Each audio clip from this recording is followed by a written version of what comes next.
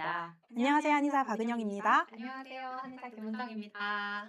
네, 원장님들 잘 지내셨나요? 네, 원장님 잘 지내셨나요? 네, 선생님. 오늘이 3월 3일인데요. 네. 학교는 이제 개강을 하거나 개학을 한 날짜예요. 오, 저희가 와. 딱 그 날짜에 맞춰서 당뇨스쿨 개학 날짜에 강의를 하게 됐습니다. 와. 네, 벌써 40탄이고요. 벌써 40탄이고요. 네, 앞선 강의 못 들으신 분들 있다면 꼭 시청해 주시고 아직 채널 구독하지 않으신 분 있다면 구독하기 버튼도 눌러주시고 알람 설정도 부탁드립니다. 벌써 많은 분들이 먼저 와 계셔가지고 인사 나누고 계셨어요. 안녕하세요, 반갑습니다. 이런 인사들 나눠주시고 계셨고 대구에서 전성일입니다. 이렇게 성함도 밝혀주셨네요. 이정은님 지난해 6개월 진료를 받았는데요 라고 하면서 이제 그 뒤에 또 그 뒤에 열심히 듣고 실천해서 당뇨 졸업하고 싶어요 하셨고, 네, 그레이스님은 부산이고 당분만요 다니고 있습니다.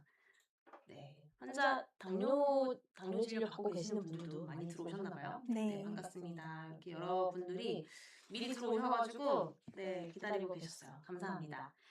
저희 오늘 강의 이제 시작할 텐데요. 김은정장님 오늘 강의 주제가 뭔가요? 네, 오늘 강의 주제는 혈당이 안 잡히는 진짜 이유, 췌장 성적표를 바꿔야 당뇨 졸업 가능합니다.입니다. 아무리 운동하고 식단 관리하고 그래도 혈당이 안 잡히고 약은 계속 늘어나고 이런 분들 많으시죠. 이런 분들은 당장 췌장을 먼저 확인을 해봐야 됩니다. 한국인은 서양인에 비해서 췌장은 작고 기능도 더 약하다는 연구 결과가 있는데요. 실제 진료를 해보면 진짜 이 연구 결과가 맞다 이거를 많이 느낍니다. 당화혈색소나 혈당이 괜찮은 분들 중에도 췌장 기능은 떨어져 있는 분들이 굉장히 많아요. 원장님들도 느끼지 않으십니까? 네, 맞습니다. 완전 별개예요. 당화혈색소 수치랑 시펙타이드 수치랑 너무 별개라서 이게 혈당이 괜찮으면 시펙타이드도 괜찮고 좀 이게 같이 가면 좋겠는데 시펙타이드 당화혈색소가 높으면 췌장에서 인슐린 분비도 더 많이 해주고 이런 식으로 좀 같이 가고 같이 비례하는 느낌이 있으면 좋겠는데 너무 별개라서 따로따로 체크해서 보지 않으면 당화혈색소만 가지고는 시펙타이드가 유치가 안 되고 맞아요. 시펙타이드 수치만 가지고는 당화혈색소가 유치가 안 되고 너무 별개예요. 맞습니다. 그래서 여러분께서 당뇨 졸업이라는 그런 대주제가 있다라고 하면은 저희가 췌장의 기능을 절대 간과할 수가 없는데요. 이 췌장의 성적표를 읽는 방법과 그리고 시페타이드가 여러분의 당뇨 졸업과 어떤 연관성이 있는지, 또 췌장을 보호하기 위한 생활요법, 또 췌장이 나빠지는 그런 이유들에 대해서 집중적으로 다 알려드릴 거고요. 끝까지 강의 집중해서 들어주세요. 네, 좋습니다. 본격적인 강의 시작하기 전에 공지사항과 이벤트 먼저 설명드릴게요. 당뇨식후 온라인 강의는 격월로 진행하고 있고요. 다음 강의는 5월 12일입니다. 그 전주 화요일이 있는데 공휴일이더라고요. 그래서 5월 12일입니다. 알겠습니다. 네, 다 알겠습니다. 잊어버리고 기억하겠습니다. 네, 강의 끝날 때 다시 안내해드리겠습니다. 이번 달 이벤트 안내해드릴게요. 당뇨 관련 경품 5가지가 준비되어 있습니다. 이야, 벌써 5가지가 준비되어 있는데 사전 신청하신 분들과 당일 참여해주신 분들 중 추첨을 통해서 하루 단백질 10분, 맨발바로 6분, 락틴 7.8, 유산균 인저 10분, 제로요소 10분, 혈당바로 4분에서 총 40분께 드릴 예정입니다. 제품에 대한 자세한 설명은 경품 추첨 전에 해드리도록 하겠습니다. 당일 이벤트 참여 방법 알려드릴게요. 아주 간단한데요. 지금 채팅창에 아무 말 한마디만 써주시면 됩니다. 지금부터 8시 반까지 올려주신 분에 한해서 당일 참여 이벤트에 응모됩니다. 저희가 댓글 아이디 추출해서 랜덤 추첨 프로그램을 이용해 선정할 예정이에요. 강의가 끝나면 바로 추첨이 시작되니 끝까지 집중해주세요. 자, 그럼 강의를 시작하겠습니다. 지금 오디오가 조금 울려서 듣기가 좀 그래요? 힘드시다고 많은 분들이 말씀을 해주시고 있는데요. 오디오 체크가 혹시 되실까요? 조금 체크를 해보도록 하겠습니다. 혹시 어떤 원장님이 말씀하실 때 좀 울리나요? 전가요? 사운드 확인 부탁드릴게요. 다들 막 이렇게 되게 열성적으로 댓글 달아주셔서 감사합니다. 이거 이것 먼저 좀 한번- 확인해보고 네. 강의를 시작할게요.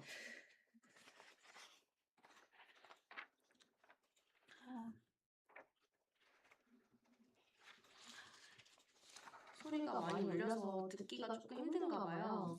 네. 일단은 제가 댓글 보고 있는데 안난주님이 저 1년 만에 돌아왔어요 라고 하셨어요. 우와, 저 기억합니다, 안난주님. 성함이 엄청 익숙한데 맞습니다. 열심히 참여해주셨던 분이시네요. 네, 그리고 어떤 분이 효난 5492님이 당뇨 스쿨에서 오는 편지를 보고 실천해서 당월수를 7에서 5.8까지 내렸대요. 이야, 와. 편집만으로요? 와, 정말 이거는 실천력이 대단하신데. 실천력이 아주 좋습니다. 그리고 늘 감사합니다 이렇게 말씀해 주신 분도 있으시고 많은 도움이 되고 있습니다. 결국 이 마이크를 꺼내게 되네요. 저희가 이 뭐라 해야 되죠? 이 라디오 마이크 같은 거를 좀 최대한 덜 써보려고 했었던 건데, 네, 이게 가장 최선인가 봅니다. 혹시 여러분들 췌장 검사 해보신 적 있는지에 대해서 뭐 댓글을 달아주시면 잠깐 막간의 시간을 이용해서 여러분의 췌장 상태를 제가 점검해 드리도록 하겠습니다. 당활색소랑 그 다음에 췌장 시펩타이드 수치랑 그 다음에 당뇨가 몇 년 됐는지랑 맞습니다. 그 다음에 당뇨약 개수, 인슐린 투여 여부 이 네 네 가지를 올려주시면 좋을 것 같아요. 네. 그쵸? 네. 네, 다시 한번 정리해드릴게요. 당활색소 수치, 그 다음에 시펩타이드 수치, 그 다음에 당뇨가 몇 년 됐는지, 그리고 당뇨약 개수 또는 인슐린 투여 여부를 올려주시면 되겠습니다.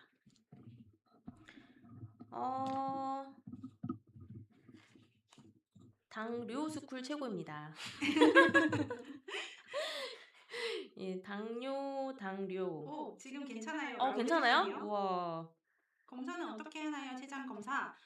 췌장 검사에 대해서는 사실 췌장 검사 해주세요라고 하면은 뭐 아밀라제 검사를 받으실 수가 있고 또 리파제 검사를 받으시기도 하는데 이제 당뇨와 관련된 췌장 검사는 C펩타이드라고 해요. 그래서 C펩타이드란 이제 인슐린이 분비가 될 때 프로인슐린이라는 전구 물질을 우리가 C펩타이드라고 하는데 이 C펩타이드가 여러분의 췌장의 상태를 구분할 수 있는 물질이자 또 여러분의 합병증까지 예측할 수 있는 인자로 요즘은 연구가 활발하게 진행되고 있습니다. 그래서 여러분이 췌장 검사가 뭐지라고 했을 때는 C펩타이드 검사를 받으셔야 이 당뇨의 그 관리와 그 합병증 예방에 관련된 수치를 알 수 있는 검사다라고 기억해 주시면 좋겠고요. 아직 C펩타이드라는 그런 용어도 제대로 알지 못하시더라고요. 아주 많은 분들이. 그래서 이 C펩타이드가 왜 중요한지를 강의 내내 설명해 드릴 테니까 여러분이 궁금하신 점 말씀해 주시면 저희 강의 연관된 내용 하나에서는 꼭 답변을 드릴 테니까요. 네, 질문 많이 올려주세요. 네, 좋습니다.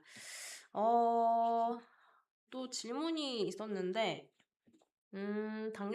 전당뇨 판정을 받았대요. 1.6개월 동안 운동과 식단 조절로 당활수가 6.3에서 5.6까지 낮췄는데 아직도 식후혈당이 높다라고 하셨습니다. 식후혈당이 몇 정도 나오시는지 궁금하고요. 식후혈당은 식사 시작하고 나서 2시간째 재셔야 되거든요. 식후에도 C펩타이드 검사를 하기는 하거든요. 근데 내가 밥을 먹었는데 인슐린이 추가적으로 더 많이 나와줘야 되는데 그게 안 나와서 식후혈당이 좀 높을 수도 있어요. 그래서 그거는 좀 종합적으로 보기는 해야 합니다. 네. 제가 아까 C펩타이드 수치랑 당월수 수치랑 당뇨약 개수, 인슐린 투여 여부, 그리고 당뇨를 얼만큼 알았는지, 유병 기간 이렇게 4가지 올려달라고 했는데 그 중에 막 한두 개씩만 올려주시는 분들이 있어가지고 답변을 드리기가 어려워요. 모든 걸 이제 종합적으로 봐야 되잖아요. 맞습니다. 복합적으로. 네. 당뇨 진료 볼 때는 진짜 알아야 되는 정보가 많아서 막 검사만 해도 막 한참 걸리잖아요. 환자분들 처음에 오시면 무슨 검사를 이렇게 많이 하냐 막 그러기도 하시는데 당뇨가 좀 필요한 정보가 많습니다. 진료 맞습니다. 받으려면 그 4가지를 다 말씀해 주셔야 합니다. 됐나요? 올림? 저희 이제 됐다고 하니까 이제 진행을 해볼게요. 마우스를 주시면 네, 좋습니다. 기다려주셔서 감사합니다. 저희가 기다려주신 만큼 더 알찬 강의를 해볼게요. 준비 안 한 것도. 네, 혈당이 안 잡히는 진짜 이유, 췌장 성적표를 바꿔야 당뇨 졸업 가능합니다. 라는 게 이제 전체 제목이고요. 그동안 당뇨스쿨이 졸업에 대한 이야기를 진짜 많이 했고, 그리고 췌장에 대한 이야기도 많이 했었잖아요. 근데 올해 슬로건을 뭘로 할까? 2026년 이 고민을 좀 했을 때 이걸 좀 합쳐야 되겠다. 췌장도 중요하고 졸업도 너무 중요한 거예요. 근데 췌장만 살리자니 졸업이 버려지고 너무 아깝고 졸업만 살리자니 또 췌장이 묻혀서 아, 이렇게 해야 되겠다. 당뇨 졸업을 해야 합니다. 그런데 췌장이 너무너무 중요합니다. 이런 전체적인 그 췌장과 졸업 내용을 모두 담은 이 슬로건을 2026년에는 널리 알려야 되겠다 이렇게 생각을 했습니다. 그래서 당뇨 졸업을 해야 되는데 췌장이 너무너무 중요하다 이렇게 생각하시면 되겠고요. 우선 제 소개하겠습니다. 저는 이혜민 한의사이고요. 당뇨스쿨 함께하고 있고 그리고 여러 가지 여러 논문들 계속 등재하면서 공부하고 있고요. 그다음에 가장 최근 책이 당뇨 졸업해야 합니다 책이었는데 지금 또 췌장에 관련된 책을 또 준비하고 있습니다. 그 외에 여러 가지 또 전자책들을 발간하고 기타 활동들을 하고 있습니다. 네, 저는 박은영 한의사이고요. 여러 원장님들과 함께 당뇨스쿨을 운영하고 있고 지금 베스트셀러도 하나 작성을 했고 그다음에 현재는 하이닥, 네이버, 지식인 상담 한의사로 활동하고 있습니다. 네, 반갑습니다. 김은정 한의사입니다. 저도 원장님들 여러분들과 함께 유튜브 채널 당뇨스쿨 운영하고 있고요. 교보문고 건강 분야 베스트셀러 책을 함께 발간하였습니다. 네, 감사합니다. 저희 목차예요. 오늘 총 5가지 파트로 이야기할 거고요. 우선 첫 번째 파트부터 시작을 하겠습니다. 첫 번째 파트는 왜 췌장에 집중해야 하는지, 왜 췌장이 중요한지, 췌장의 중요성 이미 다 알고 계실 텐데 너무나 잘 알고 계실 텐데 한 번 더 말씀드릴게요. 첫 번째 연구는 UKPDS라고 하는 연구예요. 이 앞글자만 따면 UKPDS라고 하는 연구이고요. 원래는 이제 다양한 이야기들을 담고 있는데 저희가 여기서 이제 핵심적으로 얘기할 거는 당뇨를 진단받았던 그 시점에 이미 췌장 기능이 40~50% 정도 떨어져 있더라. 이게 이 논문을 통해서 밝혀졌습니다. 그래서 우리가 당뇨라고 하면 혈당이 높고 그다음에 한참 지난 다음에 췌장 기능이 떨어지고 이럴 거라 생각을 하는데 이 논문에서 밝힌 거는 당뇨 진단을 받은 그 시점에 검사를 해본 사람들 중에 이미 40%~50% 정도가 췌장 기능이 떨어져 있더라. 그래서 나는 전 단계니까 괜찮겠지, 진단받은 지 얼마 안 됐으니까 괜찮겠지 이렇게 방심하실 수 있는데 그렇지 않습니다. 그래서 이미 수년 전에 연구한 연구 결과에서 이미 입증을 한 거고요. 그렇기 때문에 당뇨 진단 시점부터 시펩타이드라고 하는 인슐린 분비량 검사를 반드시 받아보셔야 합니다. 그리고 요 얘기는 이제 저희가 당뇨스쿨에서 많이 말씀드렸어가지고 아마 아시는 분들이 더 많을 거예요. 한국인이 서양인보다 당뇨에 훨씬 더 취약합니다. 그래서 요걸 연구한 게 분당 서울대병원이에요. 그래서 분당 서울대병원에서 서양인과 우리나라 사람들을 비교를 했어요. 정상인을 비교를 한 거고요. 그리고 체격도 비슷합니다. 나이도 비슷해요. 그래서 서양인의 체격이 더 커서 그런 거 아니냐라고 생각하실 수 있는데 체격도 비슷하고 나이도 비슷한 사람들을 데려다가 비교를 해봤더니 우리나라 사람이 서양인에 비해서 췌장의 크기 자체가 체격은 똑같은데 췌장은 작아요. 12%가 너무 억울하죠. 그리고 췌장 기능도 36%가 떨어집니다. 그래서 우리가 서양인들에 비해서 말랐음에도 불구하고 당뇨에 취약하고 그리고 먹는 양도 엄청 적잖아요. 외국에 비하면 서양에 비하면 적은데 그럼에도 불구하고 당뇨에 취약할 수밖에 없는 이유가 췌장이 약합니다. 크기도 작고 기능도 떨어지기 때문에. 근데 이게 우리나라만의 문제는 아니고 약간 아시아 계열이 좀 공통적인 문제를 가지고 있는 것 같아요. 취약점이 있는 것 같아요. 그래서 중국에서 연구한 결과도 같은 내용이었습니다. 그래서 체형은 왜소한데 췌장의 기능이 떨어지고 그런 연구 결과가 있었습니다. 중국에서도. 그리고 이제 세 번째 같이 살펴볼 연구는 췌장 세포를 회복시킬 수 있는 골든타임에 대한 내용인데요. 이건 뭐냐면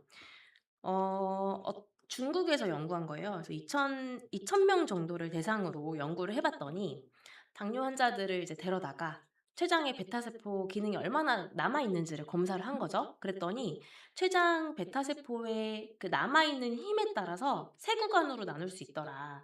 첫 번째 구간은 처음 진단받고 나서 4.2년까지는 매년 3%씩 췌장 기능이 인슐린 분비량이 늘어납니다. 너무 다행히도. 그래서 처음에 늘어나고요. 처음에 당뇨 진단 받으면 당뇨약 처방 받고 혈당 조절하는 게 그렇게 어렵지 않다라고 느껴지실 거예요. 그래서 당뇨 별거 아니네.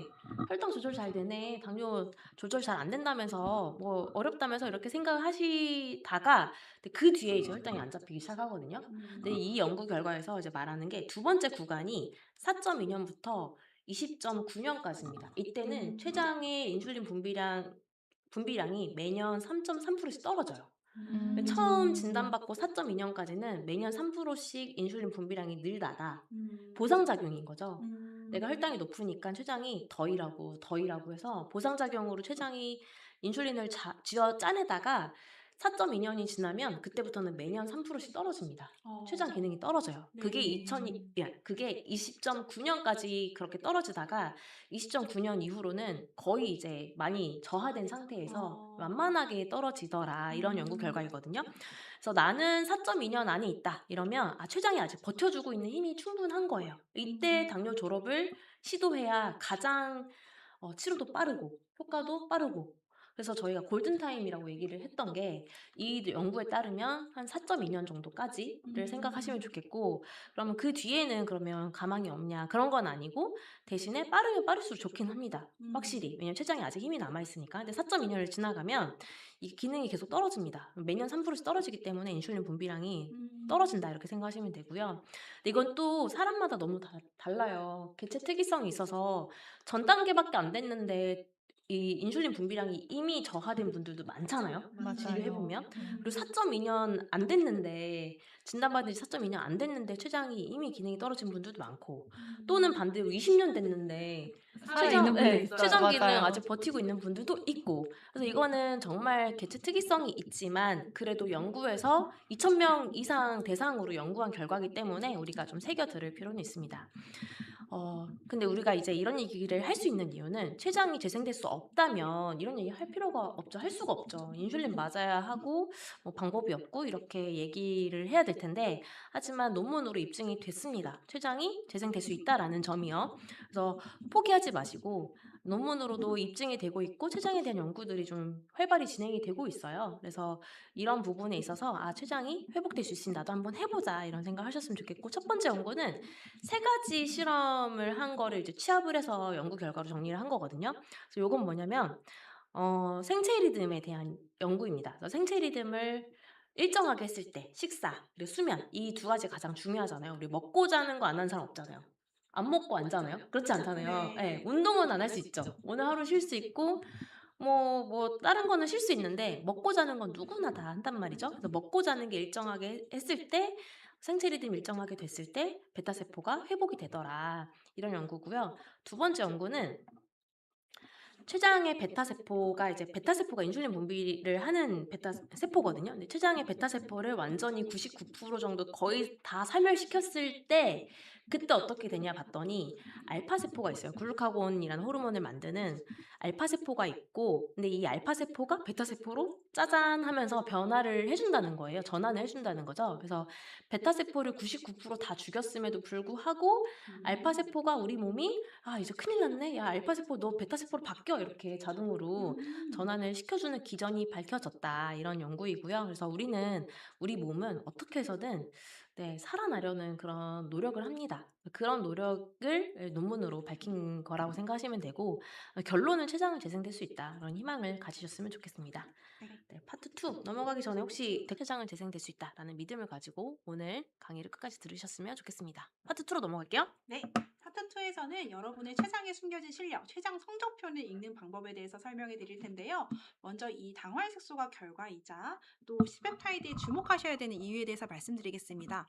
원래는 이 C펩타이드를 가지고는 이제 1형과 2형을 구분하는 하나의 인슐린의 부산물 정도로 여겨왔어요. 하지만 지금 이제 미국 당뇨병 학회 또 유럽 당뇨병 학회에서 이제 가이드라인에 말씀드리는 거는 당뇨병 분류랑 또 지금 췌장에서 인슐린을 분비하는 베타세포의 보정 상태를 확인하기 위해서는 C펩타이드를 꼭 확인해야 된다. 그래서 이 C펩타이드를 어떻게 활용해야 되는지에 대해서 이제 다룬 가장 권위 있는 가이드라인을 가지고 왔습니다. 그래서 여러분의 C펩타이드를 지금 현재 검사를 해봤을 때 내 C펩타이드가 지금 0.6 이상이 되고 있는지 1이 이상이 되고 있는지 혹은 0.6 미만인지 혹은 0.6 미만이면서 GAD라는 가드 항체가 나온다면 정말 이제 1형인데요. 그래서 여러분의 당뇨의 유형을 분류하는 데에는 이 C펩타이드를 검사를 해보셔야 된다라는 것입니다.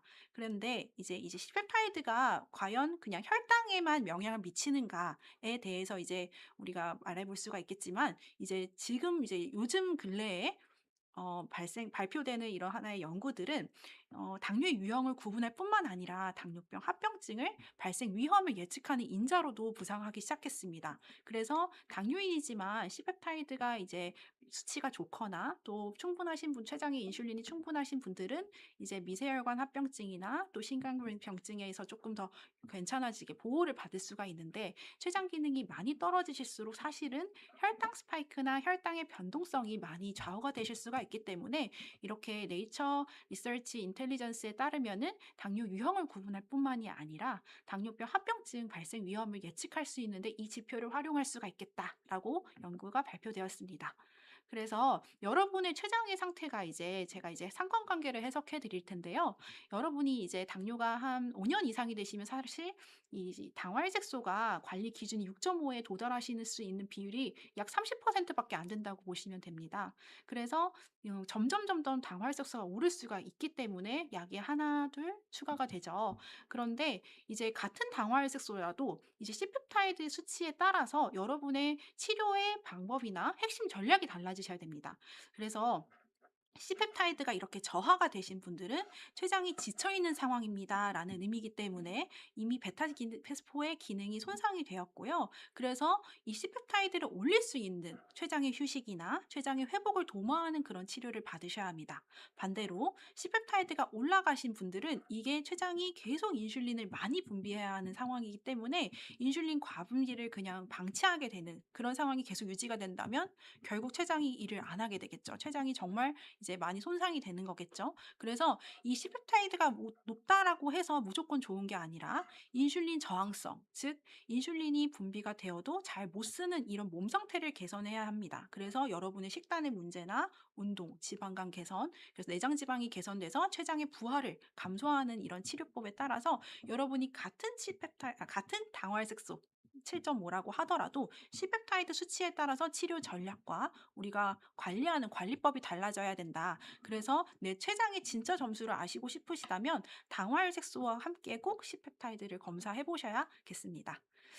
그래서 저희 한국형 당뇨인은 사실 서양 당뇨랑 조금 다 차이가 있습니다. 이유는 아까 원장님께서 말씀해 주셨다시피 우리는 췌장의 크기가 태어날 때부터 작아요. 그거를 저희가 선택할 수는 없잖아요. 그래서 이 췌장의 크기가 작다라는 것 자체가 인슐린을 분비할 수 있는 능력이 선천적으로 떨어진 체질이기 때문에, 그래서 이 논문에서는 한국인 당뇨인들에게 낮은 C펩타이드 수치가 실시간으로 이제 혈당 변동성과 저혈당 위험도 예측할 수 있는 지표가 된다. 그래서 한국형 당뇨인일수록 또 C펩타이드가 굉장히 중요한 지표가 되겠더라라는 게 작년 4월에 발간된 하나의 연구 결과입니다. 그래서 한국형 당뇨인일수록 췌장에 집중을 하셔야 되겠고, 또 당뇨가 오래됐거나 또 아까 골든타임인 4.2년의 미만인 당뇨인 모두에게도 내 지금 췌장 상태에 따라서 혈당이 이렇게 좌우가 되고 또 앞으로의 합병증까지도 이렇게 우리가 상관해서 생각해 보실 수가 있겠죠. 그래서 여러분이 이제 어떤 쪽인지에 대해서 이제 댓글을 남겨주시면 되는데요. 이제 정리를 하자면 이미 지친 췌장, 즉 이제 C펩타이드 수치가 낮은 고갈형은 이미 이제 낮기 때문에 우리가 이제 비유를 든다면 핸드폰 배터리의 잔량이 부족한 상태인 거예요. 그러면 어떻게 해야 되죠? 충전을 해야 되죠. 이 핸드폰을 충전을 해서 이 열량을 다시 발생해서 에너지를 할 수 있게끔 해야 되잖아요. 그래서 이제 인슐린을 투여를 하거나 아니면 췌장을 재생할 수 있는, 저희 같은 경우는 한의사기 때문에 췌장 재생환이라는 한약을 투여한다든지 그래서 C펩타이드가 낮은 사람들에게는 이런 외부에서 인슐린을 투여하거나 내 몸에서 췌장의 인슐린 분비 기능이 도움이 될 수 있는 이렇게 회복을 도모해야 하겠고요. 특히 이제 C펩타이드가 낮으신 분들일수록 마른 체형이 꽤 많았어요. 한국형 당뇨인일수록. 그리고 식후 혈당 스파이크가 급상승합니다. 왜? 인슐린이 적기 때문에 음식을 먹어도 한 번에 이제 일상 인슐린이라고 해서 이렇게 딱 이 혈당 올라간 걸 잡아줄 수 있는 인슐린이 부족하신 거예요. 그래서 인슐린 분비 반응이 매우 둔하게 되는 그런 상태라고 보시면 되겠고, 이 분들이라면 췌장을 보호하셔야 됩니다. 라고 이제 저희가 전략을 드릴 수가 있겠고, 키워드는 여기서 이제 C펩타이드가 낮은데 췌장을 계속 쥐어짠다면 이게 멈출 수가 있기 때문에 이 췌장을 보호해야 된다. C펩타이드가 낮으면 췌장을 보호함으로써 우리가 이 고갈을 이렇게 중단시켜야 된다라고 기억을 해주시게 되겠고요. 그래서 사실상 제가 진료할 때 BMI를 굉장히 중요하게 봅니다. 여러분의 BMI나 내장 비만이 어느 정도인지 따라서 이 C-펩타이드를 대략적으로 예측할 수가 있거든요. 반대로 인슐린이 과분비하는 이제 췌장은 결국 과로하게 돼요. 왜 우리가 아무리 이게 배터리가 많다라고 해서 계속 이 핸드폰을 쓰다 보면 핸드폰이 열이 발생을 하잖아요. 그렇듯이 안에서 엔진은 계속 소모가 되고 있는 상황인 거거든요. 그래서 기계의 과부하라고 기억해 주시면 되겠고, 우리가 이런 이 C펩타이드가 높은 분들일수록 이 복부 비만이 상당하실 수 있습니다. 그래서 복부 비만이 동반되는 분들이 좀 많았고요. 그리고 공복은 이제 좀 이제 유지가 되시면 공복 혈당은 식후 고혈당이 이제 지속적으로 되겠죠. 그리고 공복에도 이제 인슐린이 높은 고인슐린 혈증이신 분들이 계시고요. 이럴 때에는 저항성을 개선해서 인슐린을 피로를 줄여드려야 되고 췌장의 피로를 줄여드려야 되고요. 췌장의 과로를 줄여야 합니다라는 것을 기억해 주셔야 되겠습니다. 그래서 반드시 뭐 체형에 따라서 이렇게 인슐린이 다르게 이제 수치가 된다. 이게 이분법적으로 생각할 수는 없지만 대부분의 체형 특징에 있어서는 많이 속하실 거예요. 그래서 여러분이 정상 체중과 정상적인 근육량을 유지하시는 게 정말 중요합니다. 췌장의 부하를 줄어들고 또 내가 췌장의 상태도 보호할 수가 있기 때문에 이 그래프 한번 캡처하셔서 기억하셔도 좋을 것 같아요. 그래서 이제 스마트폰 배터리에 제가 비유를 들었는데 인슐린 고갈형, 내가 지금 방정되기 일부 직전이라서 지금 작동을 못할 수가 있겠구나라고 하면 되겠고, 또 이제 췌장의 인슐린 과로형은 이렇게 과열이 돼서 엔진이 계속 뜨거워져서 나중에는 결국 지쳐서 고장이 날 수가 있는 그런 거기 때문에 혹시 그 C-펩타이드 수치를 한번 꼭 검사를 해보셔서 지금 현재 당화혈소에 대비해서 상황이 어떤지를 한번 유의 있게 살펴보시면 좋겠습니다. 네, 혹시 질문 연장님 보실 거나 말씀해 주실 게 있으실까요? 맞아요. 네, 많은 분들이 댓글로 물어보고 계시는데, 한미선님이 C펩타이드, 일단 이거 먼저 말씀드릴게요. 그레이스님이 C펩타이드 기준이 몇이냐. 이걸 말씀을 안 드렸네요, 저희가. 네네. 저희 이제 한의원에서 진단하는 C-펩타이드 기준은 0.6 미만을 이제 일형에 가까운 췌장이 아주 필요하게 된 그런 당뇨인으로 보고요. 0.6에서 0.99 여기 이 구간을 1.5형이라고 진단을 하고 있고 1 이상을 이제 2형 당뇨인이라고 진단을 하고 있습니다. 그런데 어떤 분들은 당화혈소가 이제 5점대시지만 뭐 C-펩타이드가 0.4이신 분들이 계세요. 그럼 난 당뇨인이냐, 내 췌장이 망가졌냐, 그게 아니라 소화 기능이 많이 떨어지거나 췌장에서 인슐린이 조금만 분비돼도 혈당이 잘 조절될 수도 있잖아요. 효율적이신 분들. 그런 지금 상태라고 보시면 되고, 일단은 여러분께서 가장 당뇨의 진단 기준은 당화혈색소라는 점을 꼭 기억해 주셔야 되겠고요. 근데 이 당화혈색소가 이제 우리가 앞으로 예측할 때 더 잘 조절이 되기 위해서는 C-펩타이드 수치를 잘 보존하고 그 정상 범위를 유지하는 게 중요하더라라는 키워드를 드리고자 함이지, 막 C-펩타이드가 만약에 예를 들어 당뇨를 졸업했어요. 근데 전보다 C-펩타이드가 낮아질 수가 있거든요. 왜? 그만큼 혈당을 낮추기 위해서 인슐린이 막 열심히 일하지 않아도 되잖아요. 그래서 여러분이 이 C-펩타이드 수치가 중요한 건 맞는데 일단은 당화혈색소가 1순위고요. 그래서 이 당화혈색소의 변화에 따라서 C-펩타이드가 감소할 수도 증가할 수도 있다. 그래서 이제 진단 기준은 각 의료기관마다 어느 정도의 그 범위가 있을 거예요. 근데 이거 지금 지표를 말씀드리는 거는 제가 진료하고 있는 의료기관이고요. 여러분도 한번 검사에 따라서 주치 선생님하고 상의해 보시면 더 명확한 진단을 받으실 수가 있겠습니다. 네, 맞아요. 그래서 1 이상이면 그래도 적절하게 분비가 되고 있고, 그리고 1 미만이면 부족하다라고 생각하시면 되는데, 여기서 아까 원장님 얘기했던 것처럼 당화혈소랑 같이 놓고 또 한 단계 더 봐야 됩니다.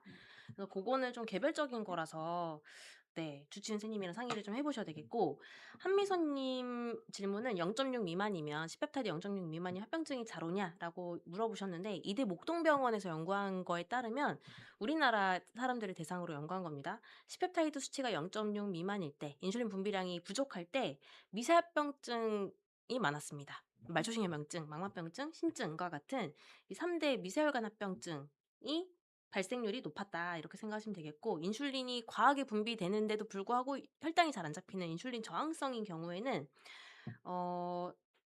대혈관 합병증, 심혈관 질환, 뇌혈관 질환 합병증 위험이 발생률이 높았습니다.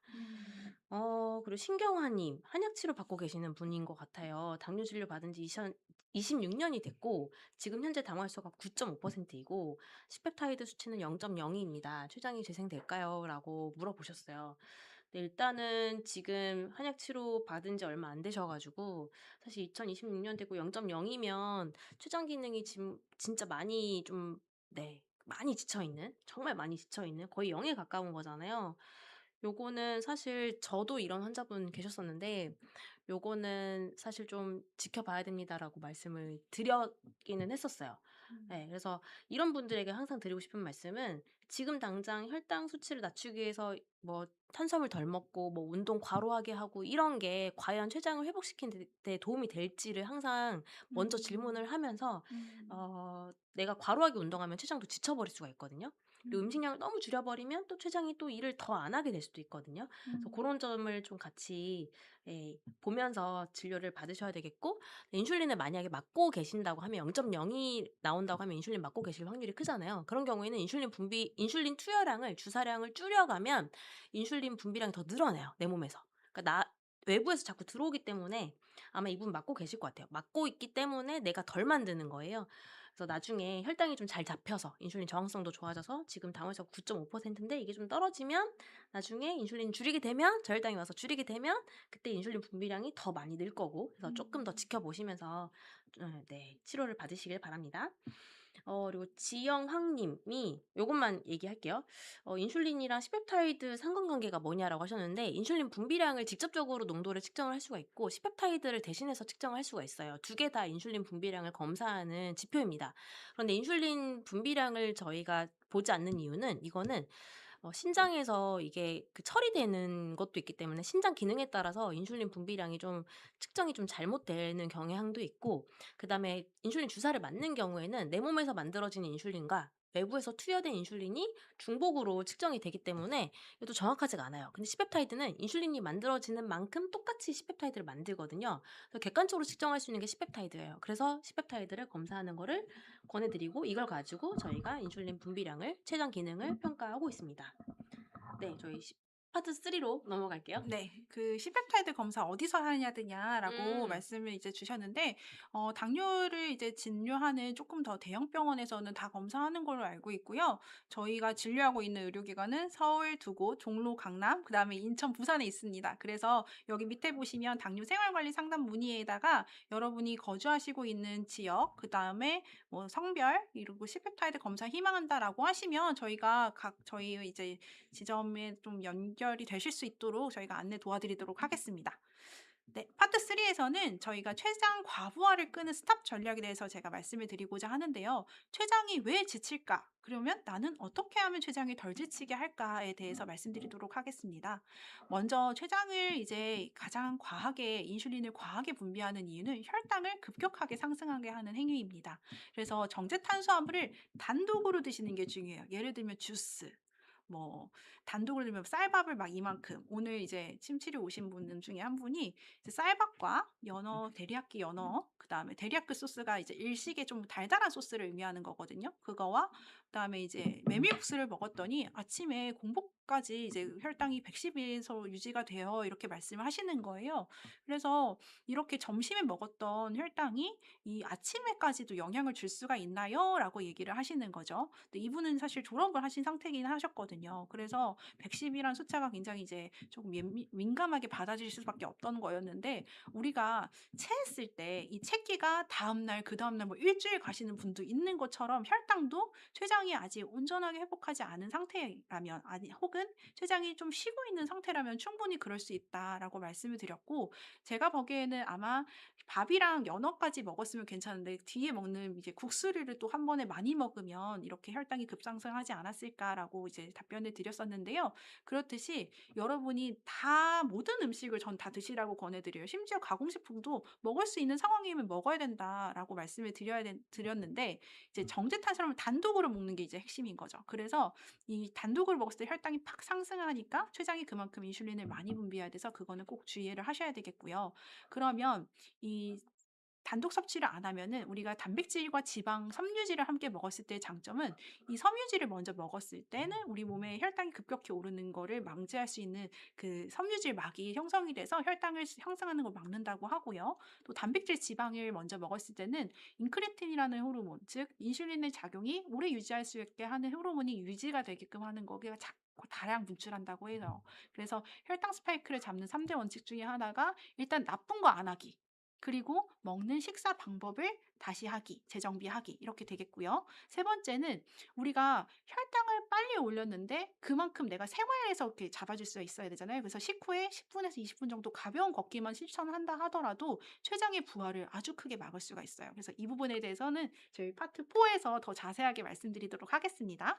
그래서 이 거꾸로 식사법의 마법은 사실 2015년부터 시작이 된 것입니다. 그래서 거의 10년 이전부터 이 내용은 발간이 됐는데 왜 요즘 이제 대두가 되냐면 여러분이 그 당뇨를 혈당을 낮춰야 되는 거는 그냥 수치에 연연하지 마세요. 뭐 비록 수치가 안 낮아진다 하더라도 합병증이 보호받기 위해서 우리가 이 혈당을 낮춰야 되는 거거든요. 그리고 췌장을 쉬게 해야 되는 거고. 그래서 여러분께서 이 내가 혈당을 그냥 맹목적으로 막 낮추려고 하는 게 아니라 결국에는 내가 합병증을 예방하기 위해서 당화혈색소를 어느 정도 기준 목표치를 잡아야 된다라고 기억을 해주셔야 되는데 그래서 이 혈당의 변동성, 즉 이 변동성이 합병증의 중심이 될 수가 있으므로 여러분이 드셨을 때 당뇨약 없이 혈당 30%를 낮추는 게 단순히 음식 종류뿐만이 아니라 음식 먹는 그 순서만으로도 이렇게 메트포민하고 버금가는 수준으로 여러분의 혈당이 변동성을 낮춰줄 수가 있습니다. 그래서 채소를 먼저 먹었을 때 식후 혈당 스파이크 피크가 29%에서 37%나 낮게 측정이 됐고요. 그리고 인슐린 요금량이 감소가 되기 때문에 췌장이 그만큼 휴식을 하게 됩니다. 그래서 췌장이 절반의 노력만으로도 혈당을 잡아냈다라는 논문이 2015년에 아주 오래된 논문부터 발간이 되어서 여러분이 이거는 진짜 생활 속에서 당뇨인이라면 누구나 내가 채소를 먼저 먹고 단백질이랑 탄수화물 이렇게 먹어주면 꼭 그러면은 밥은 나중에 한식이면 밥은 나중에 다 따로 먹어야 되냐 그런 건 아니고 채소 하나만 이게 생채소든 이끼채소든 본인의 기호나 이제 체질에 맞게끔 채소만 먼저 먹고 식사를 하시는 것만으로도 췌장의 베타 세포를 보호할 수가 있겠다. 이렇게 기억해 주시면 되겠고요. 그래서 24시간 혹사시킨 치명적인 생활 습관을 이제 7가지 제가 말씀을 드리면서 여러분은 하고 있지 않은지를 한번 생각해 보세요. 야식을 과하게 하면 당연히 췌장이 쉬어야 되는데 못 쉬고 있는 거고요. 단음료, 아까 정제 탄수화물 이렇게 단독으로 먹지 않는 거 중요하다고 말씀드렸고, 세 번째는 이제 음주.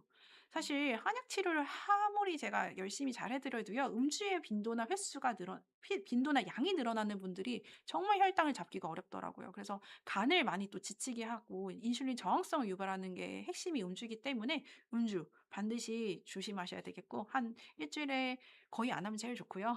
정말 꼭 해야 된다면 정말 한두 잔 정도로 딱 제한을 하실 것을 권해드립니다. 그리고 잠을 안 자는 것도 췌장이 회복하실 수 있는 시간이 줄어드는 거고, 여기 보면 만성 스트레스도 가만히 있어도 췌장을 굉장히 지치게 할 수가 있거든요. 계속 고혈당을 유지할 수 있기 때문에. 그래서 만성 스트레스 주의하셔야 되겠고, 이 간헐적 폭식도 당연히 혈당 스파이크 유발하는 거겠죠.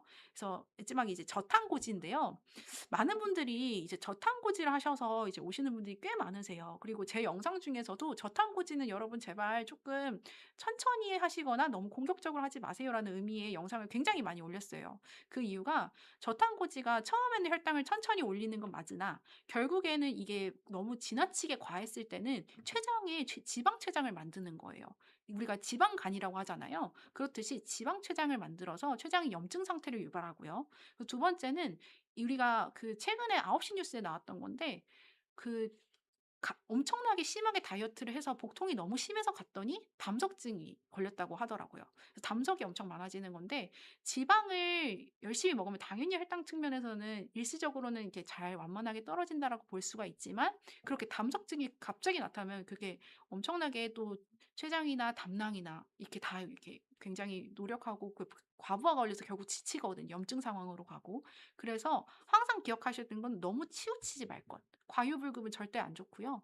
두 번째는 내가 평생 지속할 수 있는 식단을 하셔야 되는 거예요. 그래서 여러분이 저탄고지를 건강한 불포화 지방산을 일상생활에서 이렇게 섭취를 하시면서는 제가 추천을 드려요. 그리고 아까 거꾸로 식사법을 하시다 보면은 저희가 채소나 당질이 적은 채소 그리고 단백질이 충분하게 되면 어느 정도의 저탄고지가 되거든요. 그런데 막 올리브유를 막 2스푼씩 먹거나 뭐 버터 한 조각을 꼭 먹거나 방탄 커피를 먹었다. 뭐 고기를 먹고 밥을 먹어. 카니버를 한다든가. 놀라. 옆에서 듣기만 해. 깜짝 놀랐어요? 원장님. 저도 놀랐네요. 숨 아니 넘어가는 소리가 너무 들려. 많이 먹잖아요. 제가 항상 말씀드리는데 왜 둘 다 심장이 너무 약한 거 아닙니까? 집중하고 환자들. 있어서. 예. 아니 제가 항상 환자분들께 말씀드리는데 안 먹는 게 최선이다. 현대인들은 너무 많이 먹는다. 맞습니다. 예, 음. 좋다는 거 챙겨 먹을 생각보다는 안 좋은 걸 안 먹는 연습을 하자. 맞습니다. 좋다는 거 다 먹으려고 하니까 너무 많잖아요. 맞습니다. 안 좋은 거 안 먹는 게 훨씬 이로워요. 진짜로. 근데 우리 한의원 그 원장님들 같이 밥 먹는 공간에 누가 또 올리브유를 올려놓고 또 먹고 있던데. 제가 선물한 올리브유를 가지고 예, 이렇게 아무튼. 네, 그래서 여러분이 어쨌든 너무 이렇게 과하게 안 하시는 걸 바란다. 그래서 여러분이 이거에 대해서 제가 이제 치명적인 것까지 과연 내가 저탄고지라는데 췌장이 치명적이라고 하면은 제가 간단하게 설명하면 조금 복잡하게 생각하실 것 같아서 딱 이 부분만 조금 더 제가 충분하게 설명을 드렸고요. 혹시 저탄고지를 하면 제가 딱 사실 데이터만 보면 알아요. 그 생화학 지표라고 해서 콜레스테롤이랑 뭐 HDL, LDL, TG 이렇게 있는데 중성지방이 딱 높아져 있고요. LDL 딱 높아져 있어요. 그러면 저탄고지 식단 하시나요? 이렇게 물으면은 어떻게 하셨어요? 막 이러세요. 그리고 엄청 말랐는데도 내장 지방만 이렇게 비만형으로 오셔요. 그러면은 저탄고지를 하시는 것 같은데요. 그러면 맞아요. 이렇게 말씀하시는데 사실 그런 지표들만 봐도 이제 속일 수가 없다. 그리고 내 몸은 정말 그렇게 저탄고지를 장기간 지속했을 때는 무리하게 지속했을 때는 당연히 좀 안 좋아지실 수 있으니까 저탄고지를 일상생활에서 잠깐 채소를 먼저 먹고 채소를 충분하게 먹고 불포화 지방산 좀 먹어주고 그 정도만 하셔도 최고의 이제 췌장을 보호할 수 있는 식단이 되겠습니다. 맞습니다. 그 저탄고지가 뭐냐라는 질문이 있었어가지고 저탄고지는 탄수화물은 적게 먹고 낮을 쪄예요. 그리고 지방은 많이 먹고 그래서 탄수화물은 혈당이 올라갈까봐 적게 먹고 지방은 많이 먹는 게 이제 저탄고지인데 이게 당뇨 때문에 처음 이슈가 됐다기보다는 이게 처음 이슈가 된 게 되게 오래 전이잖아요. 그래서 저탄고지 한다고 막 신나가지고 삼겹살 구워 먹고 맞아요. 이게 한 10년 전인가? 진짜 오래됐어요. 한참 그랬었는데 저탄고지를 잘못하면 탄수화물이 사실 우리는 주식이기 때문에 한식을 중심으로 식사를 하는 게 굉장히 편하잖아요. 차려서 먹고 일상에서 접하기 쉬운데 저탄고지를 하려면 굉장히 어렵습니다.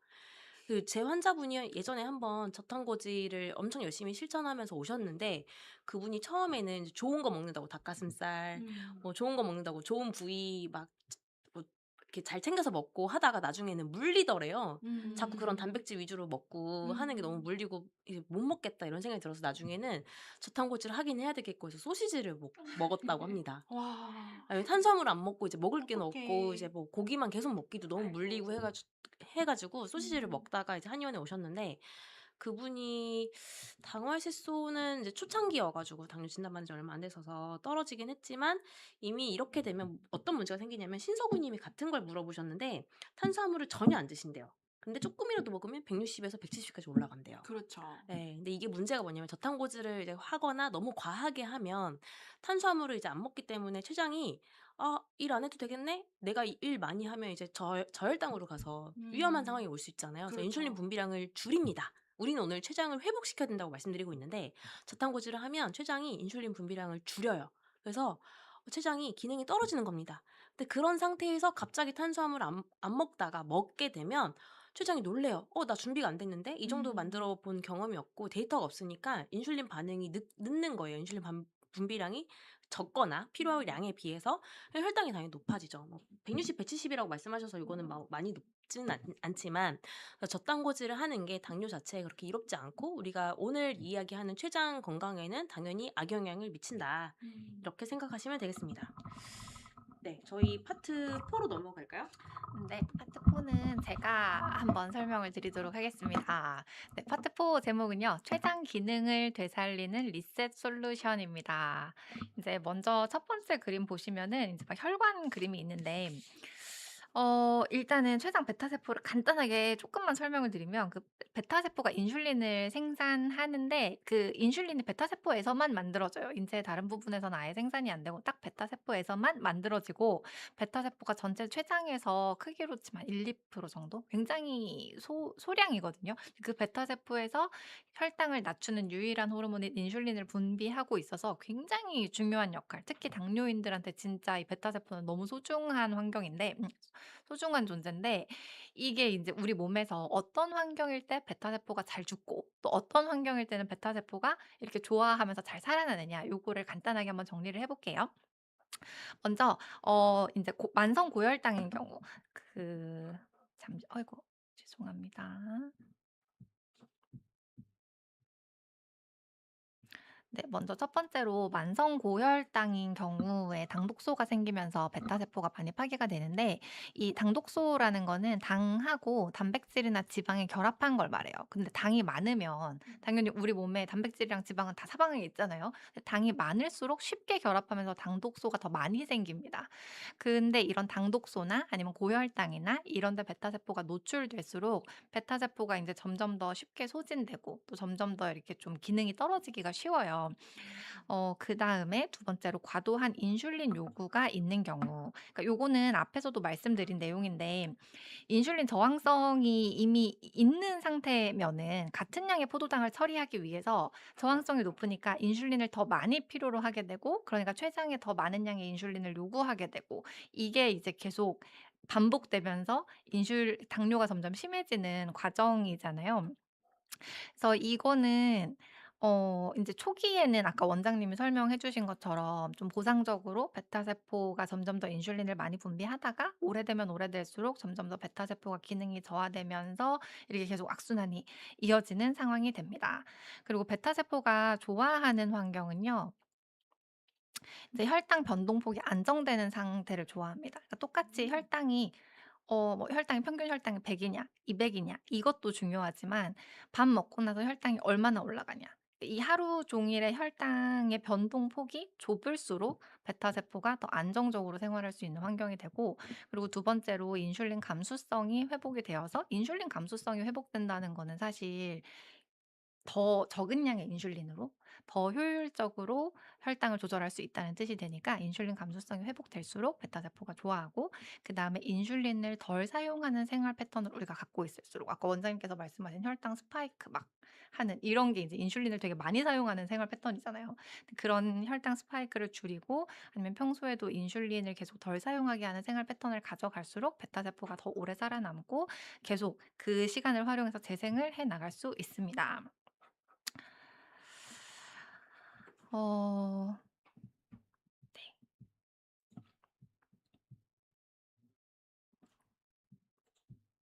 네. 그다음으로 당뇨 아까 탄수화물 섭취를 오늘 어떻게 하는지를 한번 말씀을 드리려고 하는데 제목 보시면 무조건 끊지 마세요. 당뇨 졸업을 위한 탄수화물 섭취 공식입니다.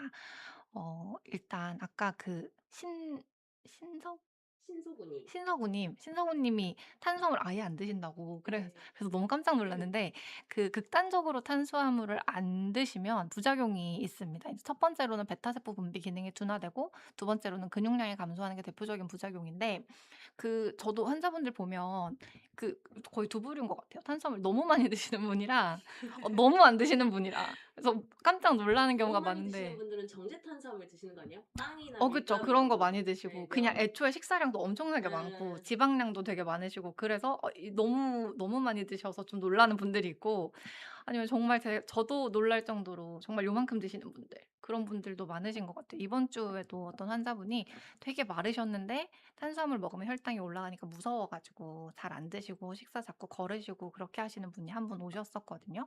근데 이렇게 당뇨가 있어서 극단적으로 탄수화물을 제한하면 그러니까 내가 오늘 탄수화물을 안 먹으면 오늘 혈당은 좀 낮아질 수 있을지 몰라도 장기적으로 봤을 때는 계속 췌장에도 그렇고 당뇨에도 그렇고 전체적으로 안 좋은 영향을 끼칩니다. 어 두 번 이제 보면 근육량 감소인데 근육 생성에 우리가 이제 단백질만 있으면 근육이 잘 생긴다 이렇게 생각하시는 경우가 종종 있는데 탄수화물도 근육 생성에 굉장히 중요한 역할을 합니다. 그래서 탄수화물을 너무 제한하면 근육량도 감소하고 또 운동을 해도 근육이 잘 안 붙고 그런 문제가 생겨요. 근데 또 특히 마른 당뇨인들은 근육량이 적은 게 항상 고민이잖아요. 근데 거기서 탄수화물을 더 줄이면 근육량이 점점 더 줄어들게 됩니다. 근육은 혈당 관리에도 중요하고 체력 관리에도 되게 중요하기 때문에 저탄수를 좀 무리하게 하시다가 뭐 근육량도 빠지고 체력도 빠지고 또 쉽게 우울해지고 이러면서 이렇게 확 건강이 안 좋아지시는 경우도 있어서 저탄을 하실 때는 이제 좀 몸 상태를 봐가면서 좀 조심스럽게 하셔야 될 것 같아요. 그러면 우리가 이제 "탄수화물을 먹어야 된다."고 말씀을 드렸는데 탄수화물 먹으면 혈당이 오르는 걸 너무 두려워하시는 것 같아 가지고 탄수화물을 좀 어 먹으면서도 혈당이 덜 오르게 하는 거를 간단하게 정리해 볼게요. 먼저 첫 번째로는 종류, 드시는 종류는 당연히 복합 탄수화물 위주로 드셔야 되고요. 뭐 정제 탄수화물 뭐 무슨 빵, 설탕 이런 거 당연히 드시면 안 됩니다. 그리고 거꾸로 식사법 하셔야 되는데 요건 아까 원장님께서 거꾸로 식사법 자세하게 설명해 주셨으니까 넘어갈게요. 그리고 먹는 타이밍이 중요한데 어 똑같은 탄수화물을 저녁에 먹는 것보다 낮에 먹는 게 더 인슐린 저항성도 덜 영향을 주고 췌장에도 영향을 덜 줍니다. 그래서 똑같은 양의 탄수화물을 먹더라도 저녁이 아니라 낮에 드셔야 되고 야식은 절대 드시면 안 됩니다. 야식은 정말 절대 드시면 안 됩니다. 그다음에 드시는 타이밍이 운동 전후에 식사를 하시면 근육이 이 혈당을 좀 가져가기 때문에 이때 드시면 혈당이 덜 올라가요. 근데 운동 전후에 맞춰서 밥을 먹는 게 아니라 사실 밥을 먹는 시간에 맞춰 가지고 그 전후로 운동을 하시면 될 것 같아요. 이제 탄수화물을 먹기 전에 내가 이게 너무 걱정이 된다. 그럼 탄수화물 먹기 전에 운동 조금 하시고 탄수화물 먹고 나서 운동 조금 하시고 이렇게 하시면 좋고 좀 뭐 밥 먹기 전에도 스쿼트 하거나 계단 오르기 하거나 이렇게 해서 근육을 활성화시켜 놓고 탄수화물을 먹으면 근육이 들어오는 탄수화물을 바로바로 흡수해서 혈당을 쓰기 때문에 조금 좀 혈당이 덜 올라갑니다. 그다음에 세 번째는 적정량을 드셔야 되는데 이게 그 개인별 탄수화물 적정량은 이것도 개체특이성이 굉장히 커요. 사람마다 굉장히 다른데 그래도 애매하지만 그래도 기준선을 정해 드리면 50kg 남성 기준으로 밥 200 g을 하루 3끼 먹기. 요거를 그냥 제가 임의로 좀 기준으로 잡아 봤고요. 이거를 기준으로 해서 내가 몸무게가 좀 적다. 50kg 보다 적다. 그럼 더 빼고 더 많다. 그럼 늘리고 여성이다. 그럼 쪼끔 빼고 남성이다. 그러면 인제 맞추시고요. 또 활동량이 많은 편인지 아니면 하루 종일 앉아서 일하는 직업인지 또 근육량이 좀 많은 편인지 적은 편인지 운동을 매일 하는지 거의 안 하는지 이런 거에 따라서 좀 탄수화물 기준선을 바꿔서 고거를 목표로 드시면 좋을 것 같아요.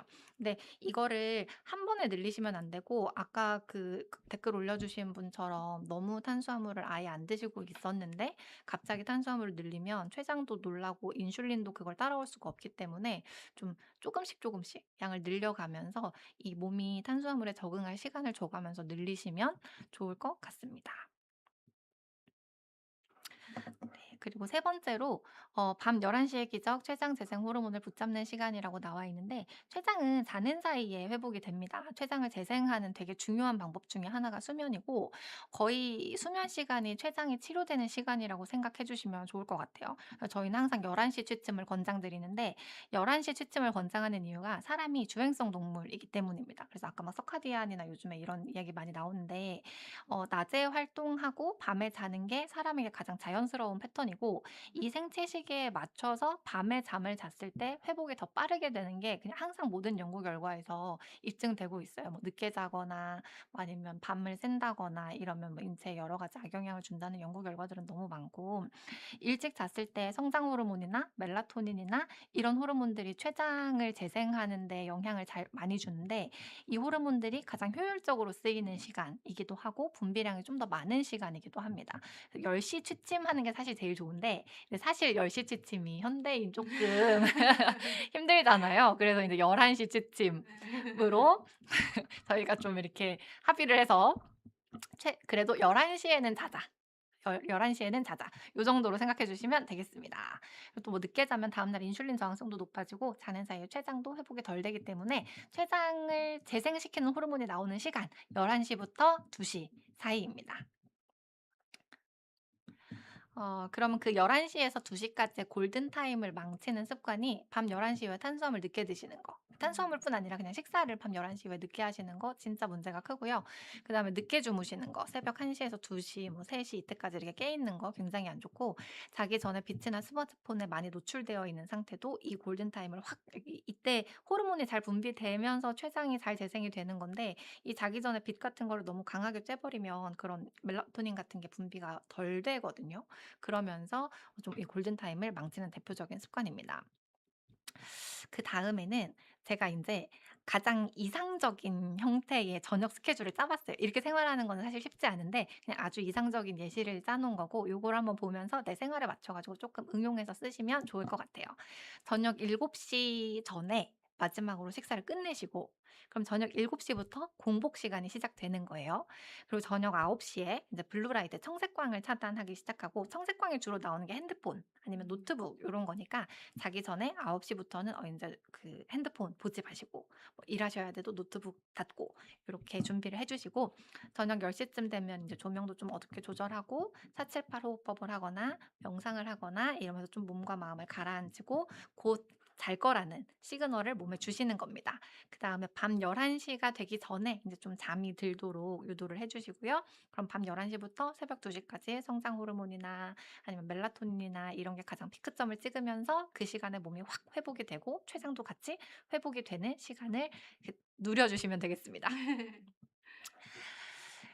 그다음으로 운동법을 알려 드리려고 하는데 췌장의 일감을 덜어주는 고효율 운동법이 제목입니다. 그 포도당을 소모할 때 2 가지 경로가 있는데 한 가지는 인슐린 의존성 경로고요. 두 번째는 운동이라고 써진 거 밑에 보면 인슐린 비의존성 경로라고 되어 있어요. 인슐린 경로는 인제 우리가 항상 이야기하는 거 뭐 인슐린이 베타 세포에서 분비돼 가지고 이게 뭐 어떻게 돼서 여기도 작용하고 근육에도 작용하고 간에도 작용해서 혈당을 낮춘다. 근데 인슐린을 분비하는 거는 결국 췌장이기 때문에 췌장에서 이 인슐린을 계속 분비하게 되니까 췌장이 끝없이 일해야 되는 경로예요. 근데 반대로 오른쪽에 있는 거는 운동을 통한 혈당을 낮추는 방법인데 이건 인슐린 비의존성 경로라고 해서 운동을 해서 근육을 계속 움직이면 이 근육이 인슐린의 영향을 받지 않고 그냥 혼자서 당을 끌어다가 씁니다. 그러면 그만큼 췌장이 인슐린을 덜 분비해도 되니까 췌장이 쉬게 되는 거예요.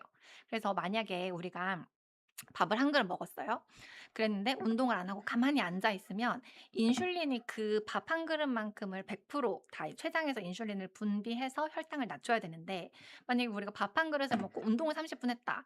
그러면은 운동을 해 가지고 그 밥 먹은 거의 한 반은 써 버리고 반만 인슐린을 해결하면 되니까 인슐린이 그만큼 부담하는 게 줄어드는 거예요. 그럼 췌장의 부하가 점점 줄어들게 되는 거죠. 그래서 이 운동을 통해서 인슐린 비의존성 경로로 혈당을 많이 소모하고 췌장을 쉬게 해 주는 게 췌장의 일감을 덜어주는 운동 방법이 되겠습니다. 이 운동 타이밍은 운동은 많이 할수록 좋고 뭐 오래 할수록 좋고 체력 범위 안에서는 많이 하시는 게 좋은데 그 제목이 고효율 운동법이어 가지고 제가 가장 효과가 좋은 운동 방법을 말씀드리려고 합니다. 일단 타이밍은 식후 15 분. 밥 먹자마자 운동하면 뭐 쪼끔 소화에 방해가 될 수 있고 또 식후 30분 이렇게 운동하시면 쪼끔 늦어요. 그래서 식후 15 분에 운동을 하는 게 가장 식후 혈당을 조절하는 데 도움이 된다는 연구 결과들이 있으니까 식후 15 분을 기준으로 운동을 해 주시면 되겠고 이때 운동을 시작해 주시면 돼요. 강도는 숨이 찰 정도의 빠르기로 20분 정도. 그러니까 숨이 찬데 옆 사람이랑 숨 차지만 말을 할 수는 있다. 요 정도 느낌으로 20분 운동해 주시면 되겠습니다. 물론 체력에 따라서 또 평소 운동량에 따라서 더 늘려 주시면 더 좋고요. 그리고 평소보다 탄수화물을 내가 오늘 더 많이 먹었다. 평소보다 과식했다. 그래서 혈당이 빠르게 상승하고 있다. 그럼 운동 강도를 좀 더 높여 가지고 빠르게 소모하실 수 있게 해 주시면 되겠습니다. 그다음으로 이제 제가 여기 운동법 2 가지를 써 놨는데 첫 번째는 고강도 인터벌 운동, 두 번째는 3-3 운동이에요. 고강도 인터벌 운동은 30초 동안 강한 운동을 하고 90초 동안은 약한 운동을 하는 방법인데 이게 굉장히 혈당 소모를 빠르게 합니다. 굉장히 혈당을 낮추는데 가장 효과적인 운동 방법 중에 하나예요. 뭐 예를 들면 30 초는 뛰고 90 초는 천천히 걷거나 아니면 뭐 집안이다. 그럼 30 초는 막 이렇게 제자리 걷기를 엄청 세게 하고 막 버피 테스트도 하고 이러다가 90 초는 약간 가볍게 걷기를 한다거나 이런 식으로 30초 세게 90초 약하게 이렇게 운동을 하시는 거예요. 그래서 30초를 팍 운동하고 막 숨도 차고 힘들면 90초 동안 천천히 걸으면서 약간 숨도 회복하고 조금 쉬다가 다시 30초 운동하고 이런 식으로 운동을 하시는 게 굉장히 그 짧은 시간에 혈당을 효과적으로 낮추는 네 굉장히 좋습니다. 이렇게 해 가지고 뭐 체력에 맞게 한 뭐 5세트, 10세트 요 정도 하시면 도움이 많이 됩니다. 근데 다만 주의 사항이 그만큼 혈당을 잘 낮추기 때문에 저혈당 위험이 있어요. 그래서 지금 내가 혈당을 뭐 식후가 아니거나 그냥 평균 혈당이다, 저혈당이다 이럴 때는 조심해서 하셔야 되고 그리고 평소에 뭐 심혈관 문제가 있으신 분들 함부로 하시면 안 되고 아니면 평소에 운동량이 하나도 없었던 분들 갑자기 고강도 운동 시작하시면 몸에 되게 무리 될 수 있거든요. 관절에도 무리가 갈 수 있고 그래서 평소 내 운동량이나 이런 거를 고려하셔서 이 운동의 강도나 시간을 좀 조절하시는 게 좋겠습니다. 뭐 처음 해본다 그러면 좀 약하게 20초, 90초 이렇게 하시는 것도 좋고 좀 이렇게 몸에 맞게 조절하셔야 돼요. 요거는 좀 함부로 하다가는 조금 몸에 무리가 될 수 있는 운동 방법입니다. 그래도 효과는 정말 좋습니다. 그리고 두 번째는 3 곱하기 3 운동이라고 하는데 이게 무슨 뜻이냐면 3분씩 3번 운동해라 이런 뜻인데 사실 3분 운동으로는 좀 부족하고 제가 좀 임팩트 있게 하려고 욕심내서 3, 3 운동이라고 썼어요. 근데 3분으로는 운동 부족하고 한 10분 정도는 하셔야 될 것 같은데 이게 운동 시간이 너무 부족한 분들 진짜 바쁜 분들 있잖아요. 그런 분들은 쪼개서 운동하는 게 효과가 좋습니다. 한 번에 1시간 운동하는 것보다 뭐 10분씩 나눠 가지고 운동하는 게 오히려 운동 효과는 혈당 낮추는 효과는 더 좋다. 이런 연구 결과들이 있거든요. 그래서 운동은 당연히 많이 해야 되는데 내가 이번 주에 너무 바쁘다. 그러니까 강남점은 또 특히 직장인분들이 많으세요. 회사 운영하시는 분들도 많고 그래서 제가 봐도 '너무 바쁘겠다. 나 같아도 운동할 시간 없겠다.' 이런 분들이 좀 계시거든요. 그런 분들은 정말 운동할 시간 없을 때 하루에 3분씩이라도 아니면 뭐 30분 앉아 있을 때 1분 일어나서 제자리 걷기 하거나 서서 일한다거나 뭐 고런 거라도 해 주시면 좋겠어요. 맞습니다. 제 환자분 한 분 중에는 이제 카페 사장님이셨는데 잠깐 이제 나갔다 오시면서 이렇게 팔 벌려 뛰기를 하고 오신다고 하시더라고요. 그러면은 이제 음. 두통이 좀 감소되어 있고 왜 많은 분들이 혈당이 급격히 올랐을 때 좀 어지러워요 혹은 두통을 호소하시는 분들이 있거든요. 그래서 내가 혈당을 오르는 감각을 느낄 수 있다라고 표현을 하시더라고요.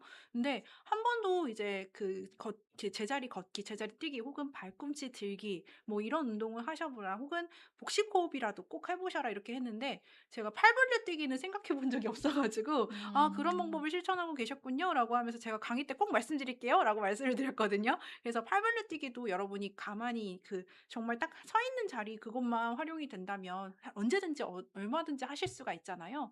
혹은 뭐 그냥 계단 운동으로 뭐 식사를 마치고 오피스까지 뭐 예를 들어 저희는 6층인데 6층까지 걸어서 올라온다라는 등 그래서 한다면 마음이 있으면 어떻게든 합니다, 여러분.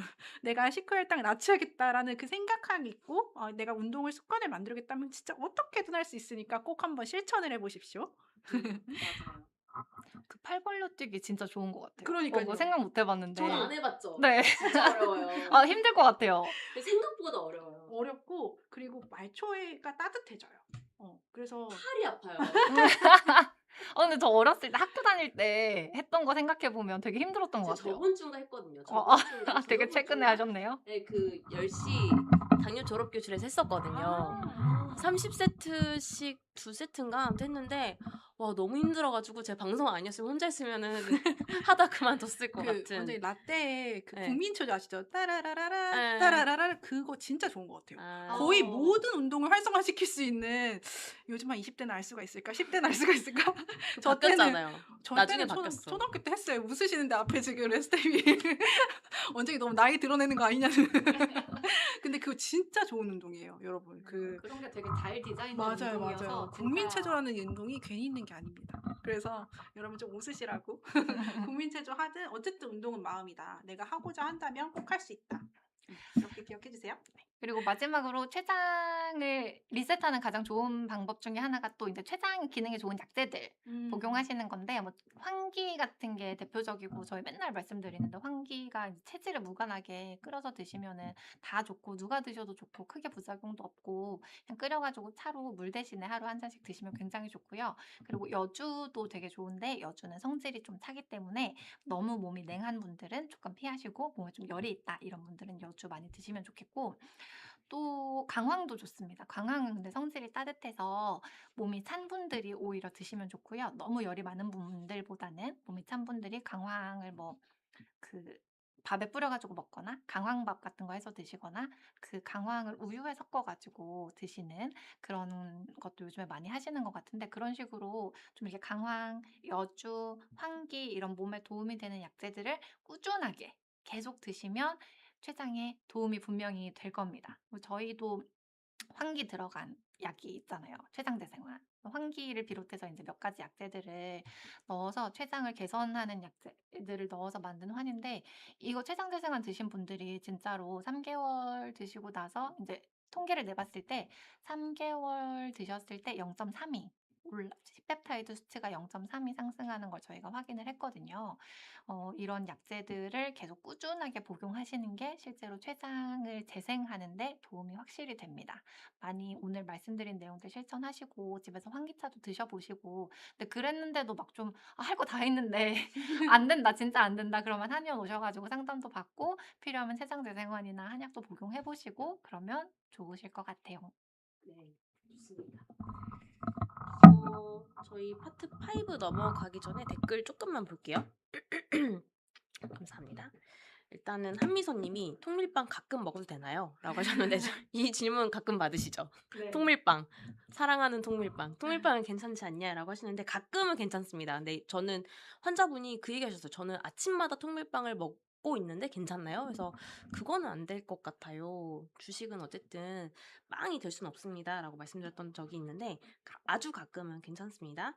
그리고 삐까삐리님이 혈당 개선탕이랑 췌장 재생환의 차이가 뭐냐라고 하셨고 췌장 재생환은 췌장의 인슐린 분비량이 결핍이 됐을 때 췌장 기능이 지쳤을 때 췌장 기능을 회복을 시켜서 베타세포 기능을 회복을 시켜서 인슐린 분비량이 늘어나게끔 하는 처방이라 생각하시면 되겠고 근데 췌장에서 인슐린은 잘 나오는데 혈당이 잘 안 잡히는 건 저항성 때문이잖아요. 그런 과로하고 있는 췌장을 잘 달래고 저항성을 개선해서 이미 췌장에서 인슐린은 잘 나오지만 혈당이 안 잡히고 있는 그 문제를 해결하는 건 혈당 개선탕이다. 이렇게 생각하시면 되겠습니다. 그리고 호수유님이 저는 당화혈수소가 5.5인데 시펩타이드가 0.63이에요. 요거 어떻게 봐야 되나요? 라고 2번이나 질문해 주시면서 꼭 대답해 주세요. 라고 하셔가지고 일단 혈당 수치는 괜찮은데 당화혈수 수치는 시펩타이드는 0.63이면 이런 분들의 경우에는 지금 전 단계인데 정보가 너무 없어요. 전 단계인데 내가 당화혈수소가 5.5고 5.5는 전 단계는 아니죠. 정상 범위인데 근데 시펩타이드가 좀 낮은 건지 아니면 이미 당뇨가 진행이 많이 됐고 약도 먹고 있고 뭐 하는 상태인데 5.5까지 조절이 잘 되고 있는데 0.63인지 그건 잘 모르겠어요. 어쨌든 0.63이 만약에 정상 범위인데 나는 당뇨가 아닌데 정상인데 0.63이면 그래도 나쁘진 않습니다. 근데 췌장의 기능이 조금 떨어져 있는 것처럼 보이긴 하잖아요. 그렇잖아요. 그래서 너무 저탄수화물 아까 얘기했던 탄수화물 너무 줄여서 극단적으로 먹는다든지 이런 것들은 좀 피하셔야 되겠고 췌장의 기능이 좀 떨어져 있기 때문에 내가 스트레스를 받는다거나 수면이 잘 안 된다거나 뭐 이런 요인으로 인해서 혈당이 올라갔을 때 대처가 안 돼요. 그래서 일단 췌장 기능이 좀 약한 건 사실이다. 어떤 상황이든 이렇게 좀 말씀드리고 싶어요. 나머지 질문 답변 못 드린 거 있으면 일단 네, 너무너무 죄송하고요. 010-8442-5178 여기로 보내주시면 저희가 순차적으로 내일 또 답변 드리도록 하겠습니다. 마지막 파트 5 하도록 하겠습니다. 당뇨 졸업생들의 생생한 증언 수치가 증명합니다. 내용이고요. 일단 제가 준비한 내용은 앞에 여러분들 요거 보시면 정말 깜짝 놀랄 거예요. 방금 그 호수요님의 사례와 비슷한 분들이 굉장히 많습니다. 전 단계임에도 불구하고 아까 호수요님의 수치는 당뇨 정상 범위였는데 전 단계 6.2%나 5.7% 또는 5.8%, 6.4% 이런 식으로 정상 범위는 아니고 그렇다고 또 당뇨는 아닌 그 사이에 끼어 있는 전 단계임에도 불구하고 아까 시펩타이드가 1이 안 넘으면 췌장이 지쳐 있다고 말씀드렸잖아요. 이런 상태로 오시는 분들이 너무 많아요. 근데 이런 분들의 공통적인 점은 100%는 아니지만 정상 체중이거나 저체중인 경향이 있습니다. 그래서 내가 좀 말랐다. 과체중은 아니지만 뭐 정상 체중이나 저체중이다라고 했을 때 전 단계를 진단받았다라고 하면 이미 시펩타이드 수치가 좀 낮을 확률이 높습니다. 예, 췌장 기능이 떨어져 있을 확률이 커요, 체형적으로. 예. 그래서 이런 분들의 경우에 이제 저희가 치료를 하면 췌장 재생을 처방을 하고요. 한 3 개월 드시고 나서 0.38에서 정상 범위까지는 아니지만 0.78까지 회복이 됐고, 이게 놀라운 거는 당화혈수는 떨어졌잖아요. 혈당을 잘 잡히는데 C-펩타이드 수치는 올라가고, 마찬가지로 5.7에서 좀 6까지 넘어가긴 했지만 5.8 비슷합니다. 5.7은 5.8은 비슷하다고 보시면 돼요. 근데 췌장 기능은 1 이상으로 회복이 됐죠. 이런 사례도 있으시고, 네, 5.8에서 왔는데 저희 한의원 오셨을 때가 5.8에 0.43이거든요. 또 5.6까지 0.2 정도 혈당은 오히려 더 잘 잡히는데 인슐린 분비량은 더 늘어나는 거죠. C-펩타이드는 늘어났습니다. 그리고 6.4로 오셨던 분도 0.31에서 0.6, 0까지 증가를 했죠. 전 단계임에도 오시는 분들이 너무 많아서 차트를 좀 조금만 가져온 거예요. 이게 6%였는데 당화수는 오히려 더 떨어지고 췌장 인슐린 분비량은 더 늘어난 0.4에서 0.75까지 늘어났죠. 그리고 그리고 당화수가 5.8이었는데 다 다른 분입니다. 0.4에서 0.75까지 늘어난.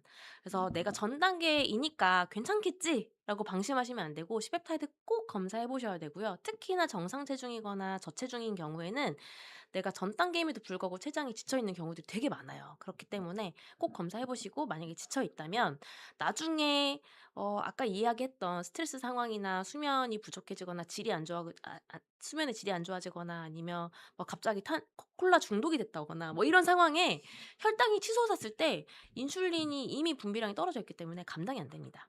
그다음에 혈당이 전 단계는 아니고 좀 높아져 있는데 췌장 기능이 떨어져 있던 분들도 마찬가지로 치료를 통해서 췌장 재생한 복용을 통해서 0.77에서 1.53까지 회복이 됐죠. 이분은 6.8에 오셨던 분인데 6.0까지 당화혈수는 잡히면서 0.77에서 1.53까지 늘어나고, 네, 그리고 이분은 7.6에서 오셨는데 6.8까지 당화혈수는 떨어지는데 시베타이드 수치는 인슐린 분비량은 0.61에서 0.81까지 늘어나고, 또 마찬가지로 7.2에서 오셨는데 당화혈수는 6.1까지 떨어지고 많이 떨어졌죠. 0.52에서 시펩타이드가 0.88까지 늘어나고 엄청 많습니다. 8.1에서 오셨는데 5.9까지 떨어지고 당활수는 엄청 잘 잡히게 됐네요. 그리고 시펩타이드는 0.47에서 0.91까지 올라가고, 이런 분들이 가장 이쁘게 변화되는 분들이죠. 그리고 10%가 넘으면 당활수가 10%가 넘으면 시펩타이드가 엄청나게 많이 분비가 돼야 되잖아요. 근데 아까 얘기했던 것처럼 4.2년을 넘어가면 췌장이 계속 지쳐갑니다. 그래서 당활수는 치솟는데 시펩타이드는 너무 낮아요. 인슐린 분비량이 없어요. 분비가 잘 안 돼요. 그러다 보니까 또 당화혈수는 또 높아요. 이게 계속 악순환이 되는 거거든요. 한의원에 오셔서 치료를 받으시고, 이런 분들은 반드시 췌장 재생환과 혈당 계산탕을 동시에 처방을 합니다. 그렇게 했을 때 11%에서 6.4 또는 7.3까지 떨어졌는데 시펩타이드 수치는 올라간 거죠. 너무 감사하게도 이게 회복이 되어주고 있는 겁니다. 이런 분들도 굉장히 많으시고요. 그리고 너무 극적으로 회복하셨던 분도 있어가지고 이런 분들은 참 드물긴 한데, 0.2 미만이다라고 얘기를 하는 거는 "아, 나 측정 못 하겠어요 주인님. 저희 혈당 저희 거 기계가 그러는 거예요. 휴대용 기계라서 0.2 미만이면 너무 소량이라서 얘가 측정을 못 해요." 대형 병원에다가 이렇게 대형 기관에다가 요새는 이제 의뢰를 하고 있는데, 그럴 때는 이제 수치가 나옵니다. 그쵸? 0.02 뭐 이런 수치가 나오는데, 0.2 미만이라서 수치가 정확하게 측정이 안 되던 저희 한의원 내부에서 원내에서 측정을 했을 때 이제 기록인데, 0.2 미만이라서 췌장 기능이 거의 바닥인 상태에서 치료를 시작을 했는데 당활수는 감사하게도 5.7까지 더 떨어졌는데 0.78까지 올라갔던 사례입니다. 네. 그래서 이렇게 췌장이 회복되는 사례를 거치다 보면 결국에는 우리가 원하는 당뇨 관해, 즉 당뇨 졸업에 성공하신 분들까지도 여러분께서 이제 같이 들으면 나도 동기부여가 되실 것 같아서, 제가 이제 C펩타이드 부족형은 어떤 식으로 당뇨 졸업을 했고, 또 C펩타이드가 이제 과로한 이게 과다형은 어떻게 당뇨 졸업을 했는지 그 차이점을 다시 한번 상기시켜 드릴게요. 그래서 이분은 이제 51세 남성이시고 치료 기간도 굉장히 중요하죠. 아까 췌장제 생환을 복용하거나 또 췌장이 회복되는 기간을 잘 살펴보시면 한 3개월에서 뭐 많게는 6개월, 또 1년 이렇게 치료 기간이 있는 거를 볼 수가 있습니다. 그런데 또 이 췌장을 재생하는 기간에 따라서는 이건 호르몬이기 때문에 굉장히 사실 변화가 심해요. 여기서는 이제 조금씩 다들 이제 우상향은 반응하는 거를 보였지만, 제 환자들 중에서는 이게 변화되는 수치가 중간엔 또 떨어졌다가 다시 오르고 이런 사례들도 있거든요. 그래서 반드시 이게 꼭 일률적으로 6.5면은 0.38이었다가 5.6이면 올라가더라. 이게 정석이지만 그렇지 않다 하더라도 여러분께서 막 그 실망하시거나 뭔가 고민에 빠지시거나 그러진 마시고 그냥 부족형은 이런 패턴으로 당뇨가 졸업이 되더라. 또 과다형은 이런 패턴으로 당뇨가 졸업되더라는 거지 막 당뇨가 졸업된데 C페타이드 1이 아니야. 그럼 나는 이미 당뇨를 졸업했는데 졸업이 아니란 말이에요. 췌장은 더 지쳤어요. 이렇게 막 하시는 분들이 아주 많으셨어요, 제가. 그래서 그게 아니라 인슐린 효율이 좋아졌으니까 굳이 그렇게 인슐린이 막 과하게 분비될 필요 없지 않느냐. 그게 몸 상태인 거다. 그래서 당화혈색소에 비교해서 보셔야 된다. 이렇게 설명을 드리거든요. 그래서 이제 부족형 당뇨 졸업은 어쨌든 이 C펩타이드가 늘어나면서 내가 당화혈색소가 줄어들어야 돼요. 그 이유는 이렇게 음식량이 늘어나는 거거든요. 그래서 내가 C펩타이드가 늘어났다라는 건 결국 췌장이 반응을 하기 시작했다라는 건데 인슐린에 반응하는 영양소가 바로 탄수화물입니다. 그래서 쌀밥을 먹어도 되나요? 라는 질문을 아까 누가 하셨는데 당연히 되고요. 여러분이 내가 먹었을 때 에너지가 되는 음식, 이 음식이 나한테 곧 약이 되는지를 꼭 확인을 해보셔야 돼요. 그래서 웬만하면 가공식품이나 정제 탄수화물이 아주 많은 탄수화물보다는 당연히 당질이 적은 탄수화물과 채소, 뭐 한국에서 나는 이런 잡곡들 이렇게 그런 걸 드셨을 때 이렇게 근육량도 증가하면서 근육량이 점점 증가하셨죠. 그리고 체지방은 점점 떨어지죠. 이런 그래프를 그리게 되는 거예요. 그리고 이분도 참 이게 일률적으로 계속 골격근이 증가하지 않고 일단 이분은 전체적인 체중이 증가하는 게 중요한 분이셨습니다. 그래서 이 한 달에 한 번씩 이분은 제가 음식량을 못 늘리시는 분이기 때문에 절대 혈당 측정하지 마시고 음식부터 늘립시다라고 해서 혈당 측정 모르고 이렇게 그냥 그래프 보면서 제가 한 달에 한 번씩 당화혈색소 측정하면서 혈당이 좋아지는지 안 좋아지는지를 보면서 제가 그 진료를 했었거든요. 그래서 이렇게 음식량이 늘어나는 과정 중에는 당화혈색소가 살짝은 오를 수 있지만 정상 범위고요. 이분은 졸업을 하신 분이죠. 그래서 이렇게 체중이 증가하고 근육량이 증가해야 하는 게 유지가 돼야지만 C페트도 유지가 되고 당화혈색소도 유지가 되실 거예요. 그래서 졸업을 했다고 해서 뭐 좋아하실 게 아니라 이 졸업이 유지가 되는가가 관건이거든요. 그래서 이건 하나의 이벤트가 아니라 실제로 유지가 되는지를 보셔야 되기 때문에 근육량은 반드시 늘려야 되고 우리 몸의 내장 지방 레벨을 많이 줄여주셔야 됩니다. 그래서 체지방률이 이렇게 쭉 떨어질 수 있도록 여러분 그 치료나 관리 요법을 꼭 하셔야 되겠고요. 이렇게 인슐린이 이제 과다가 되는 분들은 어떤 특징이 있는지 한번 또 살펴볼게요. 그래서 이분은 당화혈색소가 당뇨 약을 먹고 6.2셨던 상황이셨고요. 복합제제하셨어요. 그런데 이렇게 치료를 이제 진행을 하다 보니까 이렇게 당화혈색소가 잘 떨어졌죠. 근데 이분을 보시면 엄청나게 인슐린이 많이 분비가 되죠. 6.2인데 이 6.1을 만들기 위해서 췌장이 이만큼 일하고 있는 거예요. 그래서 이분의 이제 내장 지방 보면 진짜 정말 고도 내장 비만이셨거든요.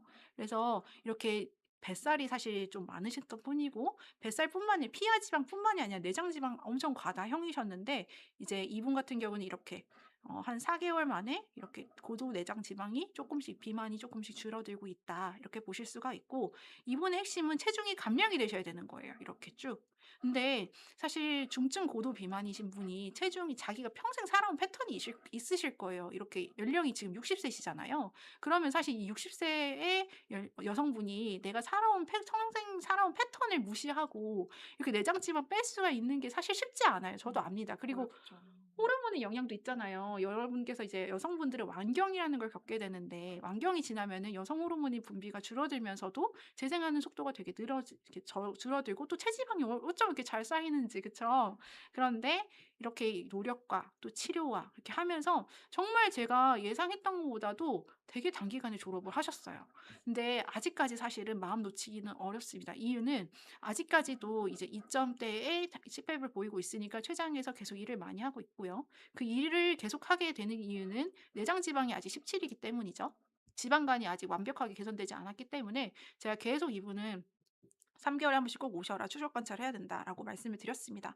하지만 어쨌든 당뇨약을 다 끊은 채로 지금 5.8 이렇게 5점대를 유지하고 있으시기 때문에 참 이 췌장을 회복하면서 쉬게 하면서도 간의 기능을 좋아지게 하고 또 신장에서의 거품료 이런 장기 기능에 잘 맞는 체질 개선과 당뇨의 근본 치료를 좀 도와주는 한약 치료가 굉장히 유의미하게 이 두 분에겐 작용을 했습니다. 그래서 C펩타이드가 부족하신 분들은 C펩타이드 수치를 늘리시고 또 과다하게 분비가 되는 분들은 오히려 줄이는 방법을 통해서 여러분의 체형과 또 췌장의 크기, 췌장의 기능에 따라 당뇨 졸업과 치료 방법은 다를 수가 있다라는 점을 꼭 기억해 주시길 바랍니다. 네, 지금 감사합니다. 네, 임상례 아주 빠르게 말씀드리고 넘어가겠습니다. 이분은 이제 최근에 졸업하신 분들 케이스를 좀 가지고 왔어요. 이분 2개월 만에 7.6%에서 6.4%로 당뇨 빨리 졸업하신 분이고, 2개월 만에 이제 당뇨 관해되면서 혈당도 좋아졌지만 거품료 많이 줄었고, 야간뇨를 원래 하루에 한 2번, 3번 매일 보셨거든요. 근데 한 번으로 줄으셨어요. 그래서 저는 야간뇨 완전히 없어질 때까지 조금 더 치료했으면 했지만 아무튼 이대로 치료를 종료했습니다. 그래서 잘 성공적으로 치료 마치시고 기분 좋게 가셨고요. 그다음에 이분은 이제 30대로 되게 젊으신데 처음 오셨을 때부터 5.7%로 되게 좋으셨어요. 그러니까 원래 혈당이 높았는데 혼자 자기 관리를 하셔가지고 운동 엄청 하시고 식단 엄청 하시고 해가지고 살도 많이 빼고 혈당을 많이 낮추셨어요. 그래서 이제 이 상태로 오셨는데 여기에서 이제 아마 더 안 낮아져서 오신 것 같아요. 5.7도 뭐 이미 되게 좋은 수치지만 전 단계지만 이제 조금 관리를 하시고 치료받고 한약도 드시고 하면서 5.2%까지 완전히 깨끗하게 당뇨 다 극복하시고 가셨습니다. 이렇게 좀 단기간에 좋아질 수도 있고 또 이분 같은 경우는 그 C펩타이드 수치는 되게 좋았어요. 1% 다 넘었거든요. 근데 아무튼 이렇게 치료가 잘 될 수 있으니까 오늘 우리 같이 보시고 계시는 시청자분들도 뭐 췌장 안 좋다 아니면 혈당 뭐 높다 너무 오래됐다 이렇게 막 낙담하지 마시고 상담 받고 열심히 치료하고 관리하고 당뇨 스쿨 보시고 하면서 극복해 나가셨으면 좋겠습니다. 네, 감사합니다, 원장님. 네, 저희 강의 여기까지 마무리하도록 하겠습니다. 오늘 조금 그 소리에 대한 이슈들이 있었는데 그래도 끝까지 함께 해주셔서 너무너무 감사합니다. 네, 마지막으로 소개해드릴 거는 편지예요. 당뇨스쿨에서 준비한 혈당 낮추는 20가지 비법 7일간의 편지입니다. 벌써 5만 명에 가까운 분들이 받아보고 계시는데요. 아직 못 보신 분 여기 있는 분들은 아마 없겠죠? 네, 최근에 당뇨 졸업 사례자로 인터뷰 해주신 분도 당뇨 편지가 엄청 도움됐다고 엄정현님 네, 됐다고 하시더라고요. 음식, 운동, 수면 등 파트별로 실천 가능한 생활 팁들만 따로 정리가 되어 있어서 그대로 따라하시기만 하면 되고요. 텍스트로 정리가 되어 있으니까 저희가 평소에 영상으로 보시는 것도 참 좋겠지만 또 텍스트로 정리가 돼서 그걸 또 문자로 보내드리기 때문에 따라하기가 굉장히 편하십니다. 7일 동안 매일 아침 9시에 문자로 보내드리니까요. ARS 1877-8125로 전화 한 통만 해주시면 무료로 신청됩니다. 강의 끝나고 꼭 신청해주세요. 저희 그리고 부족했던 답변이 있다면 질문에 대한 답변이 있다면 010-8442-5178로 문의 주시면 여기 보이시나요? 전화번호? 네, 010-8442-5178로 문의 주시면 저희가 내일부터 순차적으로 답변 드리도록 하겠습니다. 저희 다음 강의 언제인가요? 41탄? 네, 41탄 강의는요. 5월 10일 화요일 8시입니다. 네, 그래서 여러분이 다음 강의 주제도 궁금하실 텐데요. 당연히 당뇨 졸업입니다. 네, 또 새로운 내용을 가지고 알찬 강의를 준비하도록 하겠습니다. 자, 그럼 기다리던 이벤트 추첨해볼게요. 저희 아까 소리 끊겼을 때 어떤 분이 저 선물 받아야 되는데 이런 댓글을 남겨주셔가지고 지금까지 있으시겠죠? 오늘 강의 중 당일 참여해주신 분들 중 20분 그리고 사전 참여 신청해주신 분들 중 20분 총 40분께 드릴 예정입니다. 따로따로 추첨할게요. 오늘의 경품 5가지 먼저 소개해드리겠습니다. 당뇨인 분들의 생활에 도움이 되고자 저희가 직접 연구 개발해서 만든 제품입니다. 가장 먼저 소개할 경품은 고단백, 저탄수, 저당 하루 단백살입니다. 탄수화물은 줄이고 그리고 단백질 함량은 높였다 이렇게 생각하시면 되고요. 쌀에서 추출한 단백질로 만들어서 백미보다 단백질은 7배가 많고 탄수화물은 3분의 1로 낮춘 기능성 쌀입니다. 평소 혈당 걱정에 밥을 마음껏 못 드셨다면 꼭 드셔보시길 바랍니다. 평소 드시는 밥에 한 포만 추가해서 드시면 되는데요. 단백질 따로 먹지 않아도 되고 식물성 단백질이라서 소화도 잘 돼서 특히 마른 당뇨인 분들에게 너무 좋습니다. 그리고 이게 최근에 리뉴얼 돼가지고 네, 색깔도 되게 이쁘고 맛도 더 좋아지고 좋아졌어요. 네. 현미나 다른 잡곡은 소화가 안 돼서 혈당이 오르기도 하잖아요. 근데 바나바잎도 들어있고 또 당뇨인 식사에 딱 맞는 제품입니다. 오직 밥으로 하루 단백질 권장 섭취량의 절반을 채울 수 있는 네, 두부 5모 먹는 거랑 똑같습니다. 네, 하루 단백살 총 10분께 선물로 드리겠습니다. 그리고 다음은 이미 많은 분들이 신고 계시는 맨발 걷기용 신발 맨발 바로입니다. 맨발 걷기가 전반적인 건강은 물론 당뇨인들에게 너무나 좋다는 건 이젠 다 알고 계시죠? 하지만 발에 상처가 날까봐 걱정돼서 시도를 못하거나 평소에 맨발 걷기 잘하시던 분들도 추워진 날씨에 지속하기 어렵다는 분들이 많습니다. 하지만 이제 해야 됩니다. 날씨가 풀렸어요. 이런 어려운 점을 해결할 수 있는 맨발 걷기용 신발이 바로 맨발 바로입니다. 전도가 되는 특수 밑창으로 되어 있고 신고 걷기만 해도 맨발 걷기의 핵심인 접지와 지압 효과를 누릴 수 있답니다. 저는 맨날 신어요. 맨발 바로 총 6분께 드리겠습니다. 그리고 다음은 당뇨인 맞춤형 유산균 락티 7.8입니다. 제가 당뇨인과 일반인 각각 50명의 대변을 직접 채집해서 국내 최초로 일반인과 당뇨인의 장내 미생물 차이를 과학적으로 밝히기 위한 연구를 진행했는데요. SC에 게재되기도 했습니다. 그 결과 당뇨인에게는 락티카제이 바실러스라고 하는 유익균이 현저히 부족하다는 사실이 밝혀졌습니다. 이 유익균은 당 조절은 물론 장내 환경 안정과 염증 억제에도 중요한 역할을 하는데요. 그래서 당뇨인에게 부족한 락티카제이 바실러스 유산균을 넣어서 당류가 0g인 달지 않은 유산균을 직접 개발했습니다. 당뇨인 맞춤 유산균 락티 7.8 총 10분께 선물로 드리겠습니다. 다음은 여러분의 성화에 힘입어 6차 생산까지 진행된 인기 제품 제로효소입니다. 소화 기능이 저하되면 혈당 조절도 잘 안 되고 체내에 노폐물도 쉽게 쌓이죠. 그런 분들을 위해서 개발한 제품이 제로효소인데요. 평소 소화가 잘 되지 않거나 식후혈당이 불규칙하다면 꼭 드셔보세요. 설탕, 결정과당, 포도당을 일절 넣지 않아서 당 걱정 없이 안심하고 드실 수 있는 효소랍니다. 제로효소 총 10분께 드리겠습니다. 마지막은 혈당과 면역을 모두 고려한 건강식품 혈당바로입니다. 아까도 혈당바로 이야기가 조금 나왔었어요. 혈당바로 드시고 뭐 당화수소가 많이 낮아졌다 뭐 이런 이야기들이 있더라고요. 당뇨 전담 매니저가 전화로 1대1 생활관리도 도와드리고 있는 제품입니다. 재구매가 정말 많습니다. 그만큼 긍정적인 변화가 있는 분들이 많다는 거죠. 혈당바로는 식후혈당 상승 억제를 돕는 바나바잎 추출물, 면역력 증진과 피로 개선을 위한 홍삼을 물론 저희 진료 노하우를 바탕으로 구성한 9가지 한약재까지 담았습니다. 혈당바로 총 4분께 드리겠습니다. 각 제품에 대한 상세한 설명이나 구매 링크는 하단 설명란을 참고해 주시기 바랍니다. 박 원장님이 당일 참여자 추천 먼저 진행해 주시길 바랍니다. 네, 강의 중 댓글 달아주신 분들 먼저 추첨하겠습니다. 강의가 진행되는 동안 8시 30분까지 댓글 하나라도 달아보신 분이라면 모두 응모가 되었고요. 댓글에서 아이디를 추첨해서 랜덤으로 추첨하는 방식입니다. 강의 참여자 분들 중에 저희 연락을 기다리시다가 경품을 못 받는 분들이 계시더라고요. 반드시 당첨 후에 지금 화면에 보이는 핸드폰 번호로 문자를 보내주셔야 합니다. 준비가 되셨을까요? 네, 준비가 되셨으면 지금부터 당일 참여자 중 당첨자 20분 랜덤으로 뽑아보도록 하겠습니다. 10, 9, 8, 7, 6, 5, 4, 이거 하지 말래요. 3, 2, 1. 네. 우와. 축하드립니다. 제로닥터스의 하루 단백살 받으실 5분입니다. 정종삼 K7P, 김진묵, N6W, WKD, 뭐야 이거? BFHQRP00, 삐까삐리, 아까 저희 네. 질문해 주셨던 분, 그리고 1N 노바 HQ님 모두 축하드립니다. 와, 영어가 많네요. 좀 뭐 네. 있을 것 같은데. WK는 아마 정종삼님, 김진무님 이렇게만 해도 아마 아이디 그냥 저희가 추출하면서 그냥 같이 딸려온 것 같아요. 아이디로. 네, 다음 넘겨주세요. 제로닥터스의 맨발바로 받아보실 3분입니다. 오늘 아무래도 영어가 되게 많아요. 그냥 앞에만 읽어드리겠습니다. 둘연채님, 유저 RT 1BO 9CZ5L 김도영님 축하드립니다. 축하드립니다. 네, 다음으로는 제로닥터스의 락티 7.8 받으실 5분입니다. 성님, 최은정님, 최명송님, 정기덕님, 서현우님입니다. 축하드립니다. 축하드립니다. 네, 다음으로는 제로닥터스의 제로효소 받으실 5분입니다. 정수고님, 손금옥님, 효완5492님, MSH님, KCR4316님 축하드립니다. 축하드립니다. 왜 이렇게 영어 들어간 아이디가 많아졌죠? 오늘 추첨하면서 그런 게 생길 수가 있습니다.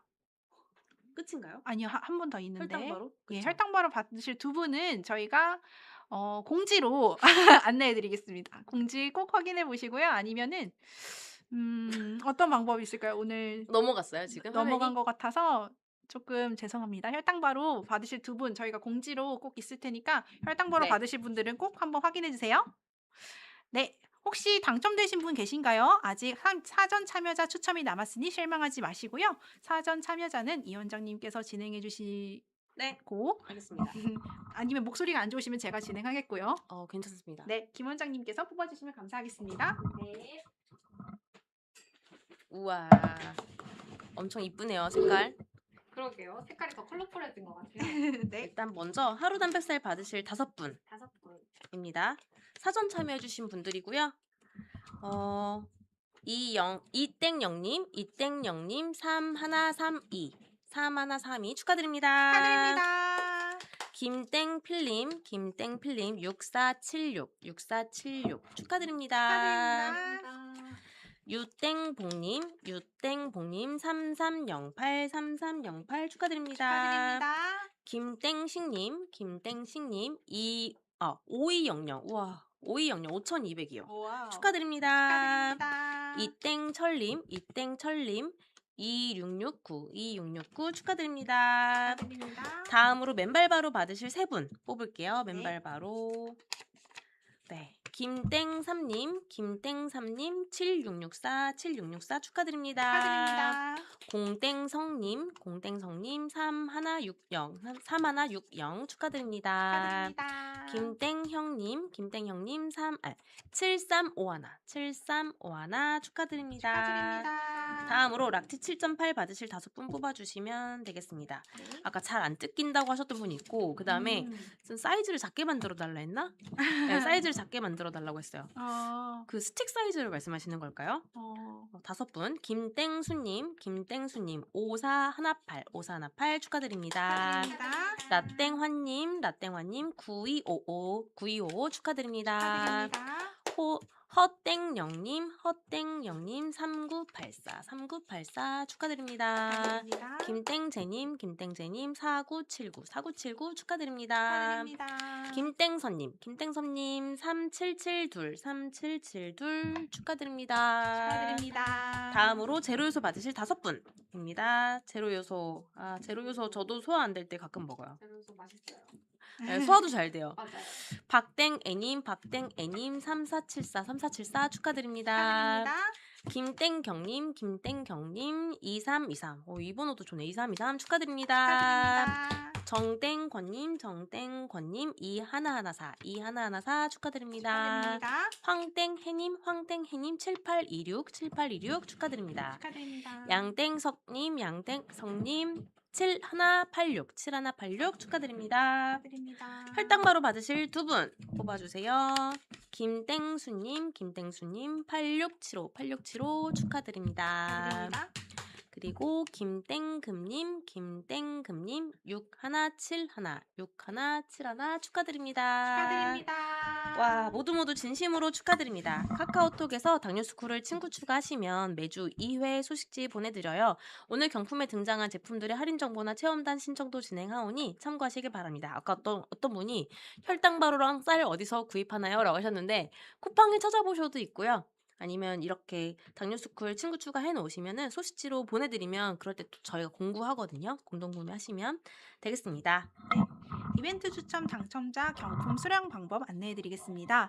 사전 참여 신청자분들은 신청하실 때 기재해주신 연락처로 내일 연락드리겠습니다. 당일 참여 신청자분들은 저희 쪽으로 정보를 보내주셔야 하는데요. 화면에 보이시는 핸드폰 번호로 성함, 연락처, 주소, 유튜브 아이디 꼭 보내주세요. 돌아오는 일요일 8일까지 보내주신 분들에 한해서 상품을 보내드릴 예정이니 꼭 문자 보내주세요. 참고로 맨발바로는 신발이다 보니 사이즈가 있습니다. 색상은 검은색으로 통일해서 드리지만 사이즈는 함께 보내주셔야 하니 참고 부탁드립니다. 네, 지금까지 함께 해주셔서 감사합니다. 저희 오늘 늦은 시간까지 이렇게 끝까지 자리 함께 해주셔서 감사하고요. 당첨되신 분들 축하드리고 당첨 안 되신 분들은 또 다음 강의가 있으니까요. 너무 또 실망하지 마시고 다음 강의 때 또 도전해 보시길 바랍니다. 가장 중요한 거는 췌장이 회복되면서 졸업하는 거잖아요. 맞습니다. 2026년 다 함께 졸업할 수 있도록 저희 또한 열심히 연구하고 노력하도록 하겠습니다. 네. 그럼 저희는 5월 강의에서 뵙도록 하겠습니다. 네. 네, 5월 강의에서 만나요. 네, 감사합니다. 감사합니다. 그레이스님 축하드려요. 경품 당첨되셔서 축하드립니다. 5월에 봬요. 네, 감사합니다. 감사합니다. 안녕.